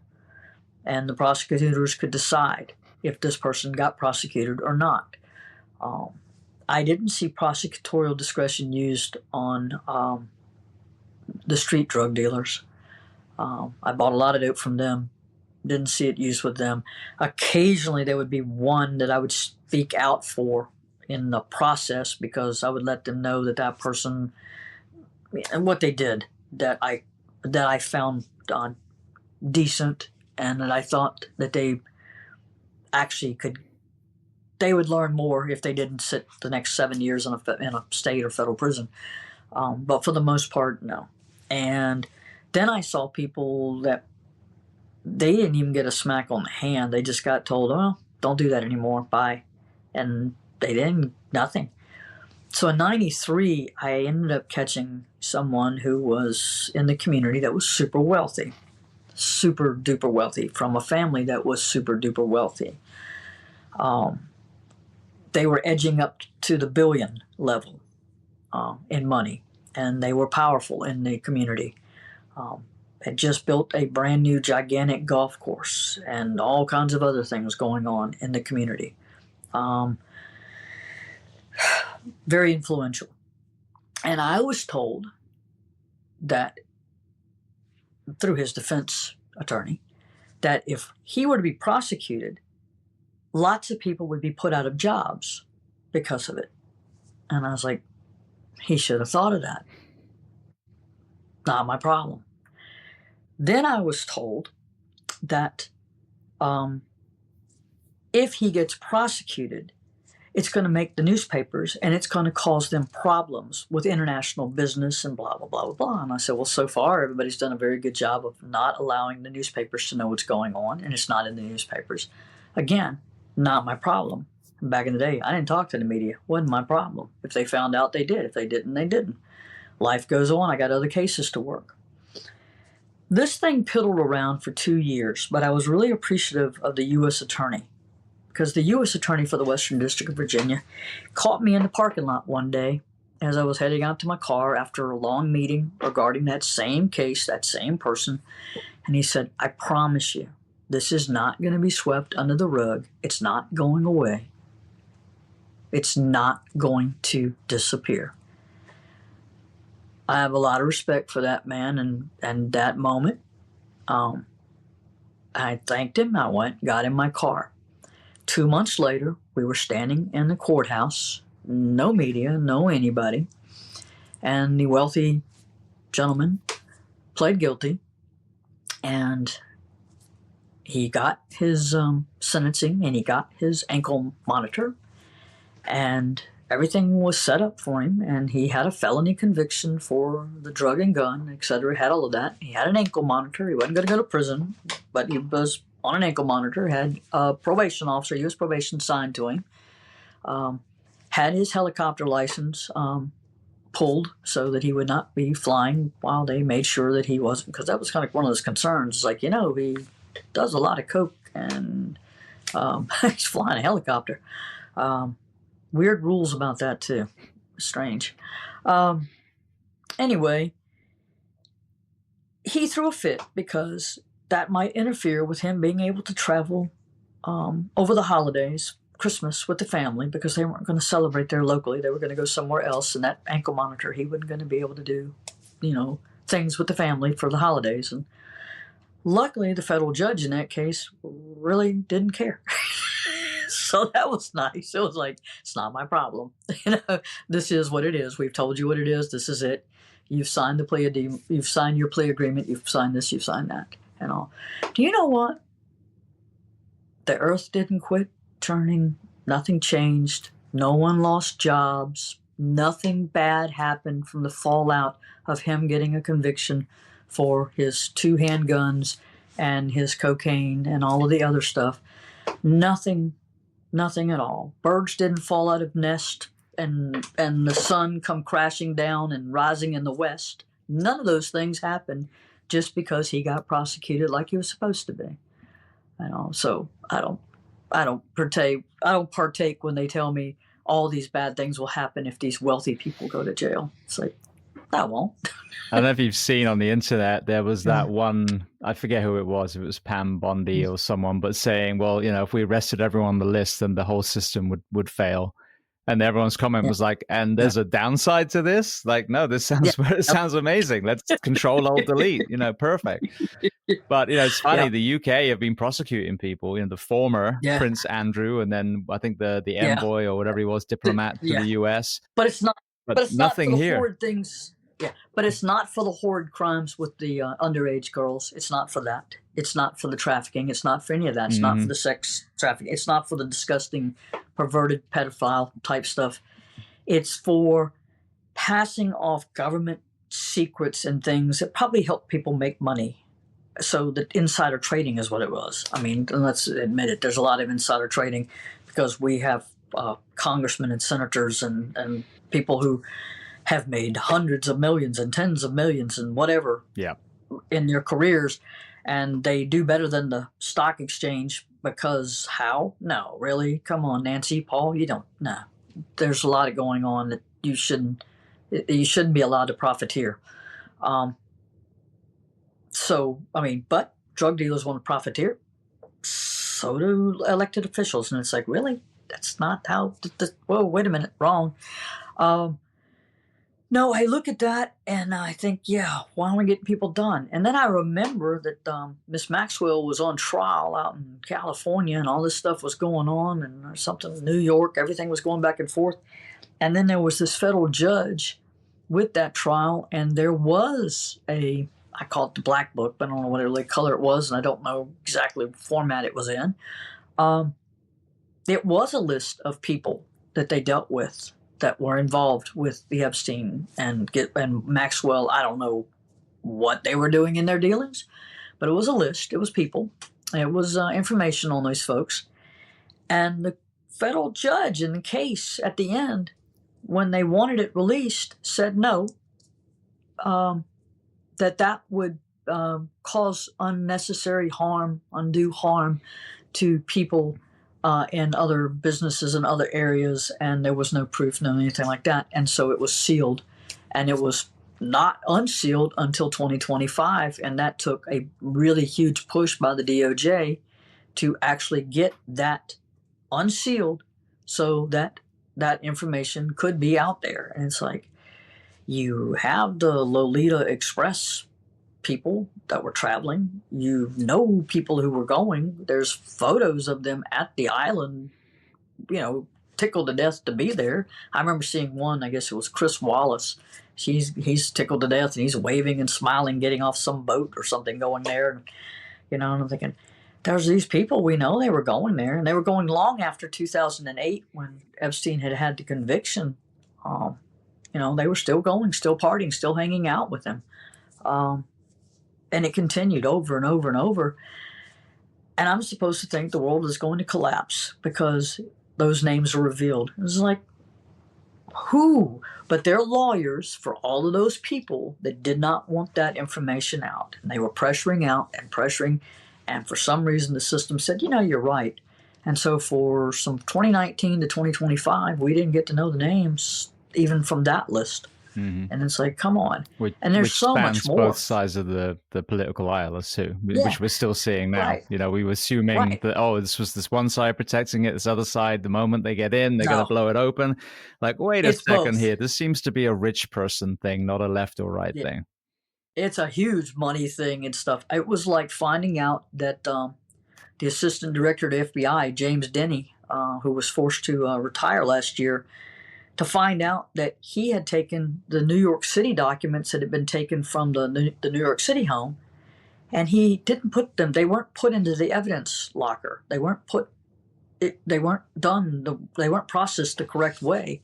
He had them placed in a locked closet that he had there in FBI's New York headquarters, and no one was allowed access to it, which meant that the case agent who was down in the D.C. area didn't even know about the things that were up there in New York, locked up in a closet, didn't have access. They certainly hadn't gone through the processing the way they should, or getting the barcoding for every piece of evidence like they're supposed to, so they can be accessed through computer when you scan documents in and stuff. They weren't there. They'd all been locked away. And until somebody was a whistleblower last year and made that clear that there were documents that were up there. And so when you have somebody on TV saying, these are all the documents that are on my desk, it's like, no, they're not. There's a whole closet up here we're not allowed to go in. It's like, what kind of closet? Well, it's where the evidence at. Why is it in a closet locked up with no one having access except that guy? What's going on? Oh, well, he didn't want to put it in evidence locker. That stuff was taken way back in why is it locked there? Who made that decision? Who made that decision back in, 2019? Something like that, 2020? Who made the decision to put things of evidence in a closet and then never let anybody have access or see it? I mean, might as well have thrown it away. it just boggles the mind that there are people willing to do this, and it's all about protecting wealthy people. And it, like you said, it's not a political thing. It's people willing to protect people with money. Mm-hmm. And why? They haven't done anything for you. They're not going to do anything for you. I've always said it nauseates me with the Michael Jackson case. Don't get me wrong. Yeah. Clearly there was childhood trauma. We know that. But if you take Michael out of the equation, you put that creepy guy from down the street in your neighborhood and put it in the exact thing. All right, he invites all these children over. They play in his bedroom. He sends away the parents. What would you think? Yeah. But all of a sudden, because he can dance and he's got one glove on his hand, then, oh, no, but Michael's okay. No, Michael was also a multi-millionaire. OJ was very, very, you know what I mean? It doesn't matter about the color of your skin. It's about whether you have money or whether you don't, you know? And so, so that really irks me. They'll, you know, for a far lesser thing, they'll remove someone from Spotify. And I'm like, all right, so are you going to remove Michael Jackson from Spotify? It's true. You know, true. It's the same exact thing, but we pick and choose who the bad guys are depending on, but I really like Beat, so we'll just leave him alone. No, how about you don't? If you're chasing predators, then chase predators, all of them. Yeah, catch them all, put everybody away. I always was that way. I was like I said, all I ever wanted to do when I got into law enforcement, I said, when I realized criminal investigation, actually working criminal investigations, felonies, that sort of thing, and doing that kind of work and crime scene work. I liked crime scene stuff. But all I ever really wanted to do was let me catch bad guys. I don't want to supervise people. I don't want to go up a management ladder chain. I didn't want to do that. I spent my 32 years in law enforcement. I wanted to catch bad guys. Let me catch the people who hurt other people. Let me help a community or an individual by catching the people who bring harm. Whatever it is that they're doing. You know, if you're an arsonist, I'll catch you. If you're a bomber, I'll catch you. You know, I'll work with every resource I can, which means a lot of people. Whatever it's going to take to catch you. I will do my best to collect all the evidence, to know what the evidence is, to see it all. It's not going to be locked in some closet somewhere. I'm going to go through it every day. I'm going to have as much invested in it as the victim and as much as the victim's family, because I want to catch that person. Let me catch bad guys. Let me lock them away. But it's not, I don't want to lock that one away because, you know, they're wealthy. They're famous. And it's like, I don't care. Doesn't mean anything to me. It never did. People are always asking me, you always got to, when you traveled and you were doing these little details and things, didn't you get to meet some celebrities? And I was like, I saw them. They didn't mean anything to me. I was like, wasn't that really cool? I was like, I guess. I don't know. I mean, they were just there. I don't really care. I mean, I don't. They're, you know, they're just people. They're not. I'm not enamored with that, and so I didn't understand it. I had a guy that was giving me a lot of grief back in 1992 because he insisted that he and his family had to go a certain way, and I was working a detail for the Secret Service, and the gentleman was very, very, very rude and very, very belligerent, and just going to do it anyway. And I was like, I am not to allow anyone through here. It's blocked off. You can't get anywhere past here, whatever. But he made it clear that he was from Delaware. He knew there, that he knew, and he was expected. And I'm like trying to get the supervisor to come out, and the supervisor does come out, and they do redirect the gentleman and his family. And they put a Secret Service person with him to take him back the way he's supposed to go, because we're trying to have a polite conversation, but he's just very adamant that he was famous and he was important. I had no idea who this guy named Joe Biden was. I had no clue. I was like, that's what his name was. And so I leave, and it was like that. And he said, you know who that was? And I went, and he said his name was Joe Biden or something. And they're like, he's the senator or something like that. I said, okay, what does that mean? Well, he's a U.S. senator. He's from here. I was like, okay. You still can't drive a golf cart and go down that way. It's blocked off. There's all kinds of stuff down that way. I said, why didn't he follow directions? Why did he keep telling me who he was? What was the importance of that? You don't understand who I am. It's not going to make the wall and the fencing go away, but it's just people like that. You meet them all the time, and it's just like, you don't know who I am. I guess I don't. I don't know. I had people when I was a state trooper back in the day that would always tell me, my lawyer's so-and-so, everything, your career is over. It's like, all righty. So whatever you think. It's a weird thing. People think that matters. Yeah. Well, I know, some celebrities, and I know them. I'm friends with them because they're good people that happen to be actors or good people that happen to be, whatever the thing. So that fame doesn't make you a dick. You're a dick that became famous. It doesn't make you that. No. Anybody can be a dick. Anybody can. I'm sure I can. But the thing being is, I don't find myself needing to be extra special to them or not be extra special. Absolutely. I will hold the door open for anybody. I will help anybody that happens to need help with their groceries in the grocery store. I don't care, whatever. I was raised that way. You're just you're supposed to be nice to everyone, help everybody out, be polite to everyone, treat people the way you want to be treated. And if you happen to be famous, well, that's nice. Good for you. I'm proud of your success. Good for you. And if you happen to be wealthy, well, I hope that you got it honest, and I hope you do the right things with the wealth. Absolutely.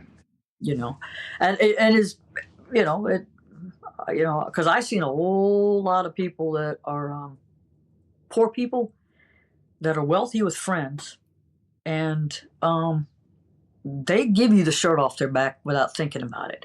They'd give you a bed in their home. They'd give you food to eat. You can put your feet under their table, and they'd never question it. They'd do anything for you in the world, and they really don't care. They just would help you. And when people are going around, I always think about it when we were kids, and we would all have to sell Girl Scout cookies. Well, it's a little small town. We're all in the Girl Scouts. So every little girl is trying to sell Girl Scout cookies to their family, to their friends. But so are all the other little girls in town, in their church and in their school, and et cetera.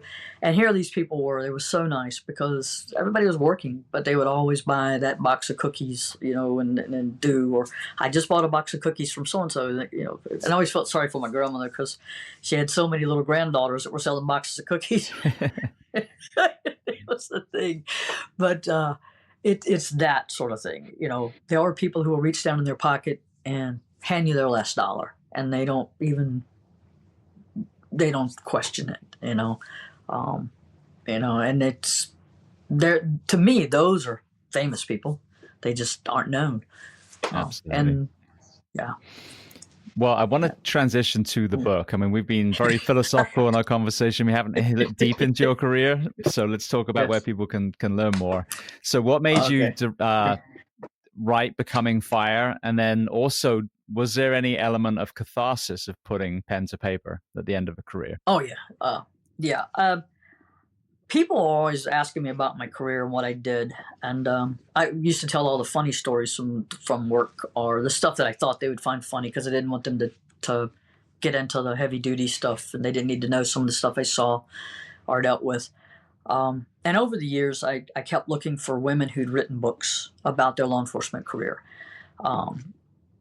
I really wasn't finding too many that I was chasing after that I thought were really cool. I did look. Danny Brooke wrote one about her undercover work, Undercover Copper. Danny Brooke out of the UK. I liked her book. I just read that a couple of years ago. And there's a few others that did their stories that I really liked. But I kept thinking there's not a lot out there. And there really aren't a lot of books by women who had a law enforcement career, if you really look. In fact, Police One magazine did a research on it back in 2007. I found that in my research. There were 600 plus books written by men, and there were 21 by women at that time. And there's probably somewhere between 35 and 40 books by women right now, including mine. That's not a lot more increase. And I thought women ought to tell their story, what they did. And how they got to where what they were doing. So I started writing my story. And yes, it's very cathartic because there's a lot of things you think back on and you think through, and that you remember and people that you remember. So I tried to be just respectful of the people that passed away doing the job, and make sure that they did not get forget. I'm very big on the never forgotten issue. Very big on that with 9/11 and with everything else. And I decided that I would write a book. So I talked to a book coach and a few other people, and they said, you had 32 years and you stayed in the field and you worked all these things. You've seen a lot of things. You're very active in your work. Have you thought about writing more than one book? And I was like, I'm going to be lucky to write one. Anyway, they talked me into breaking it up a little bit. So this is my book. This is Becoming Fire.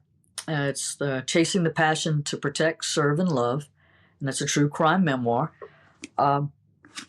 I wrote about my first 5 years in the law enforcement career, where I started with the Virginia State Police. When I started in 1986, I was one of the very first females that came on with the Virginia State Police.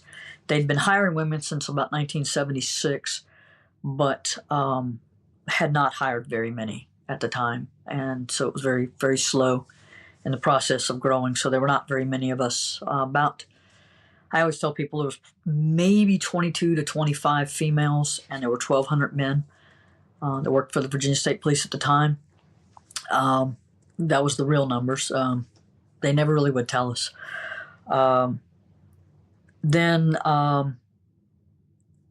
I stayed there, and I became the very first female full-time undercover Virginia State trooper with the State Police, and I did that for about a year. And in the time I was with the Virginia State Police, it started in 1986, and I left in the middle of 1990 and became an ATF Special Agent, where I stayed for the next 28 years in law enforcement.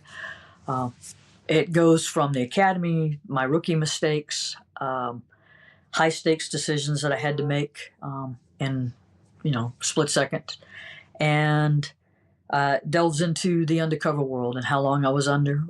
I lived my very first 6 months in undercover. I got a brand new name, date of birth, social security number, everything, a car, undercover apartment in a housing project. Worked with another female undercover from a city department. She was fresh out of the academy, and they just told us if the girls play it safe, they should be okay. And we worked with gangs, lots of drugs, lots of guns, violence, homicide, overdoses, things, problems. And we were around it all the time. It was like a 24/7, 365. And we had a topside agent. She had a topside detective, and I had a topside agent that looked after me, Charlie. And that was it. And we had our body wires and wire up, and then we went out. Originally, we tried to work together. They finally had to split up because we just kept getting asked to parties and dates, and that's not working with drugs. So we split it up. We started working. We started working with more informants, started meeting a lot more dealers, and we were just buying drugs all over most of Shenandoah Valley, actually, from Stanton, Augusta County, up into Harrisonburg, over to Charlottesville, up on Afton Mountain, Stewart's Draft, all those regions, all that area. And we bought a lot of dope from a lot of people. And at the time, they said it was the largest drug bust, at least in Central Virginia, if not the largest drug bust in Virginia at that particular time. I bought drugs from Mennonites out on the farm. So, yeah, you can buy drugs from a lot of people. Saw a lot of things. And it was not the lifestyle that I had grown up in. It was not the lifestyle she had grown up in. So it was a daily lesson to find out what it's like to go full-time undercover and become somebody else. But that's the book. And like I said, I do like to pay homage to the law enforcement people that were killed or died in the line of duty with my book as well. That sounds amazing. Well, I haven't really touched on this, but just before we progress to the closing questions, so many of us in the first responder professions, we have a lot of times challenging early lives, and then we find ourselves in uniform. And now, in my profession, we were mainly seeing horrendous things. In undercover, it's another entire level of stress, for example. What were the lowest points that you got throughout your career? And then what were the tools that helped you, climb out of that hole if you had one? Yeah. In my law enforcement career, and most all of it, only to the very end, and by that time I wasn't doing undercover to the very end. But I spent my very last 3 years teaching at the academy, so it took me off the street and away from stuff. I was teaching the arson training program. There weren't a lot of things. You saw it, moved on, kept on. So if you worked a fatality accident, if you were there and somebody died and you were there and you were dealing with it or trying to save them, you got to go, because when you get all that done, you get all that stuff handled, if you're still on shift, you may have to work another fatality. So just move on. You got things to do. I think what's important now? So stay focused right here. What's important now? Got to do it. Got to stay focused, because I got to work tomorrow, because tomorrow I may have to work another fatality accident, or I may get shot at tomorrow, or somebody may shoot me tomorrow. I got things to do. What's important now? Just keep going. So there wasn't any time to sit down and have there was no hugs. Nobody hugged. We didn't hug.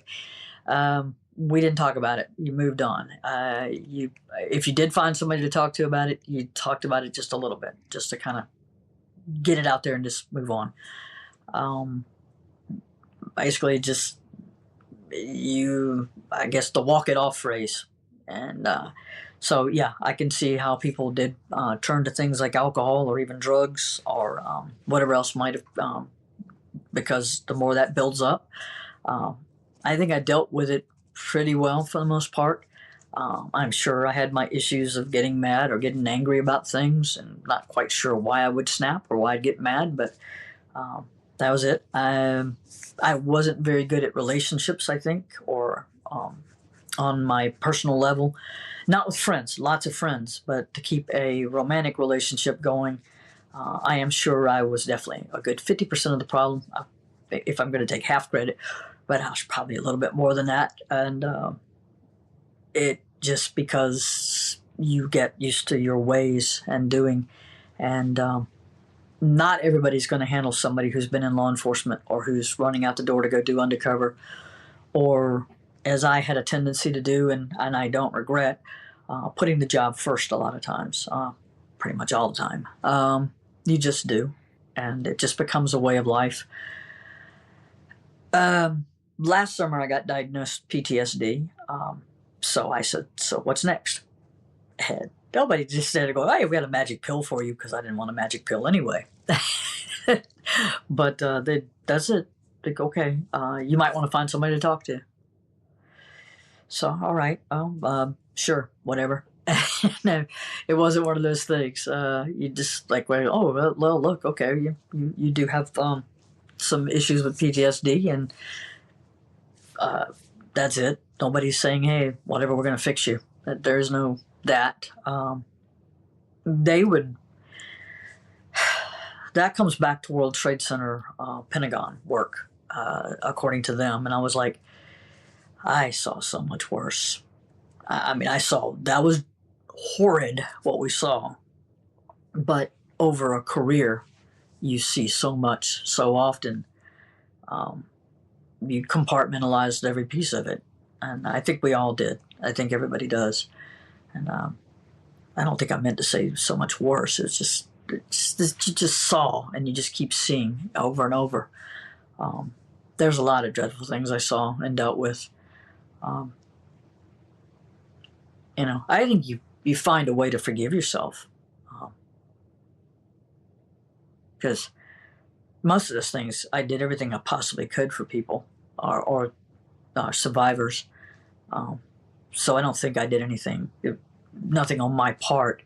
But and I don't call it survivor guilt, but maybe you sometimes just have that regret that you weren't able to stop that or to prevent that, or if you'd just been 2 minutes faster getting there, if you'd just been, if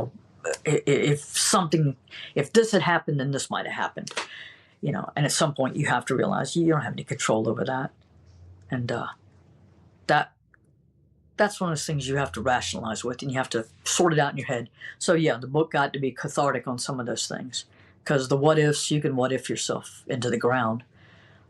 And that's not going to fix anything. It's not going to change the past. Like we talked about, you want to fix the drug issues and the drug war or anything else.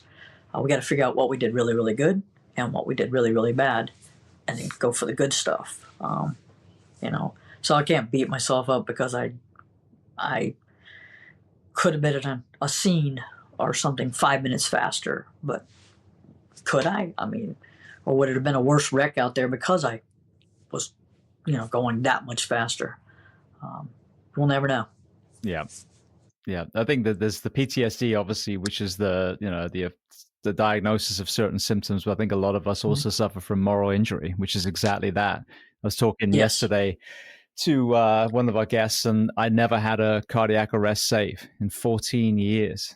And I hope it wasn't because I'm a shitty paramedic. It was just I always got that kind of patient, the one that, it exploded internally or whatever happened.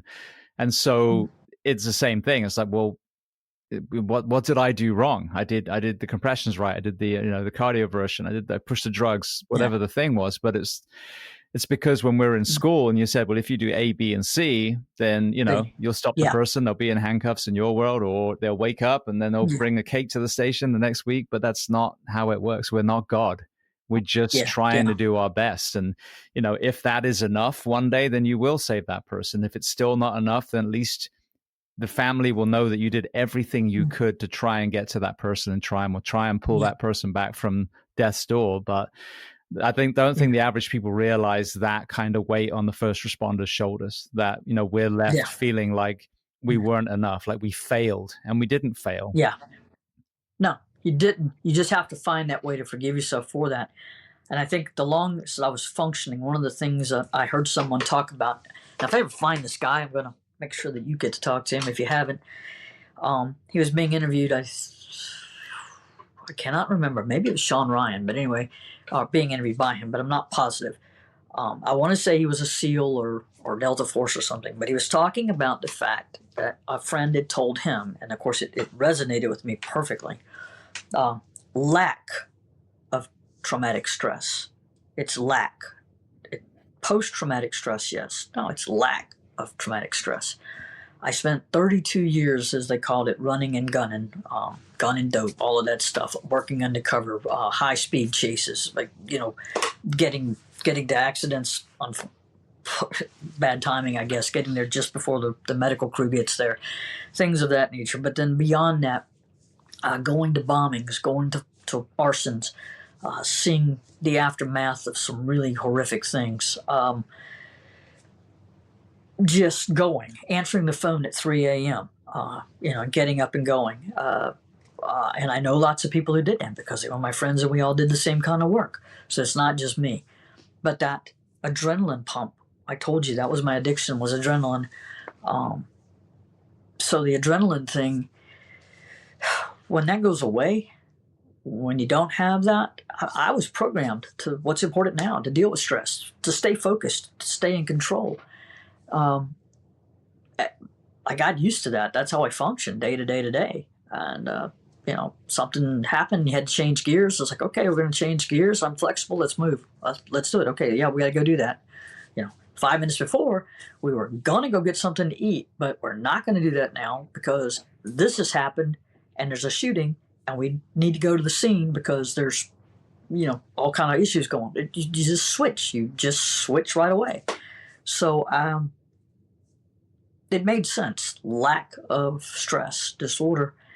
And the moment I retired, everyone was like, what'd you do? I said, recliner and remote control. And I got little buttons on the side of my recliner so that I don't even have to do it manually. I could just touch them and I said, hey, what do you do tomorrow? I said, that too. So writing the book gave me that chance to go back, redo things, get back in touch with some folks, think on some stuff that went on, and put the perspective back where I maybe had just compartmentalized it and tried to move on from it and revisit with that. And if I need adrenaline now, I have grandchildren that are teenagers, and that in itself should probably be enough. But it's not, knowing that 2 of them are now driving should be maybe enough, but it's not. There's a little bit more. It's like, what else is it? I took my grandson and we went to that iFly thing and did the indoor air flying thing, and that was great. My husband took me to the Daytona racetrack, and I got to go around the track at 150. And I think, well, if I ever get to be wealthy, I'm going to go do that all the time. I loved it. I haven't ridden. I used to ride horses, and I had horses for a very long time. I have not ridden horses in a while, but it has occurred to me that perhaps I need to go and get on a horse again and do that a little bit more. I have a motorcycle. I've been riding motorcycles on my own at least since 2004. Used to ride on the back. Then I got my own, and I don't need to ride on the back anymore. And I love that. And I tell people, yes, I do ride helmetless in states that don't require it. And I guess that's really, really bad for me. But then I'm thinking, I don't know. I like it. We've ridden most of the U.S., a lot of Canada, I can't say most all of Canada, but most all the areas you can get to. In Canada, we've ridden on bikes, except for the far west coast. I need to do all of that. I love that. I love traveling, either for work or just for pleasure, to just go and meet people and eat different foods and realize that, I shouldn't have eaten that. I'm okay with that too. It's a little bit of adrenaline. But I do like an adrenaline rush, and it makes my day. And it gets me past whatever might be going on in my head if I get to thinking about things too much or get too much melancholy, going on. I try to shake that off and move on. Go have some fun. What I need is one of those little mini bike things that the kids are riding on the streets nowadays. Just something for me to fall off of, I guess. But maybe that would do it too. I think the horse riding as well. I mean, the equine therapy that we know works as well. So not only just the act of horse riding, but that relationship, and they're a mirror to your soul. So you're just kind of seeing, well, how am I really doing now? So. Therapy. They have a lot of equine therapy programs that I really like. Blue Mountain up in Abingdon, Virginia, has got a fantastic bunch of people working their equine program. And then I just found out here a few months ago that a good friend of mine that I did martial arts with back in the day, Thor, he is running a huge equine therapy program. A lot of veterans, but a lot of other people up in the Connecticut area, and having super success with it. And it's for everybody. I mean, it's for people who are physically challenged. It is for people who are having depression or mental health issues. It's just amazing what horses can do for you. I know I used to come home and it'd be night, and I'd go up to the barn and just rubbing on the horses and petting them and standing there with them and just breathing. Horses smell good. They just do. And just having that. Of course, my dog was always with me, but I'd sit up at the barn with them in the middle of the night, just grooming them and just being there with them for a little bit. And sometimes going out and riding at night as well. And did that more than once, I'm sure. But it always felt good. Cleaning the saddle made me feel good. It's just something about just cleaning the saddle. Yeah, I grew up on a farm. My dad was a veterinary surgeon, so we had usually other people's horses. But yeah, that was nice. Something I was around my whole childhood. Well, for people listening, firstly, let's go to the book. Where can they find the book? Okay, the book is at Amazon or all the online ordering places. If you like to order books from Walmart, Amazon, Target, Barnes and Noble, or if you go and you use the name of the book, The Becoming Fire, Chasing the Passion to Protect, Serve, and Love, True Crime Memoir, and my name, Jennnifer Clark Eskew. And if you do that at your local retailer bookstore, it's distributed through Ingram Spark, and you can get it that way. And the other way to get it is you can go to my website, which is the www.JenniferClarkEskew, like you see it on the screen there, .com. And you can order it from me. I'll autograph it for you, personalize it, throw in a couple of little, I think they call it swag. But I got a couple of little items I toss in with it, and I'll ship it to you personally. Got some great fans already. I've got someone from Australia, somebody from New Zealand. I've got a lady from Nova Scotia. We're texting quite a bit. So if you want to write me or text with me or find me on social media, I'm on pretty much everything from YouTube to I'm learning TikTok. I'm not good, but I'm trying it. I'm on LinkedIn. I'm on places like that, Facebook, and you can find me fairly easily on those things. And I'll try to answer your questions. And if you just want to troll me, I have a pretty good sense of humor. Other than that, I'm probably not going to respond. But for trolls.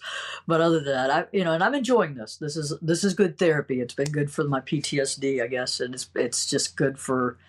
I'm enjoying seeing people and getting out and meeting people with the signings and stuff. That's been it's been very rewarding, especially all these people want to come up and talk to me, and particularly young women who are wanting to do something, not necessarily law enforcement, but do something that may have been previously viewed as a more of a male career and stuff. I'm talking to people who are wanting to do paramedic type work or and a variety of things and all, and they're just coming up and thanking me, and I'm like, you don't have to thank me, but good luck to you, and I'm wishing them the best. Brilliant. Well, I want to thank you so much. We only dipped our toes into your actual career, so maybe down the road we'll have to do a part 2. But it was so important because these are actionable things that we talked about, from the farming and the physical health to your very powerful perspective on the opioid crisis and decriminalization and all the things that we talked about. So I want to thank you so much for being so generous with your time and coming on the Behind the Shield podcast today. Thank you very much. I appreciate you, James, and wish you the best.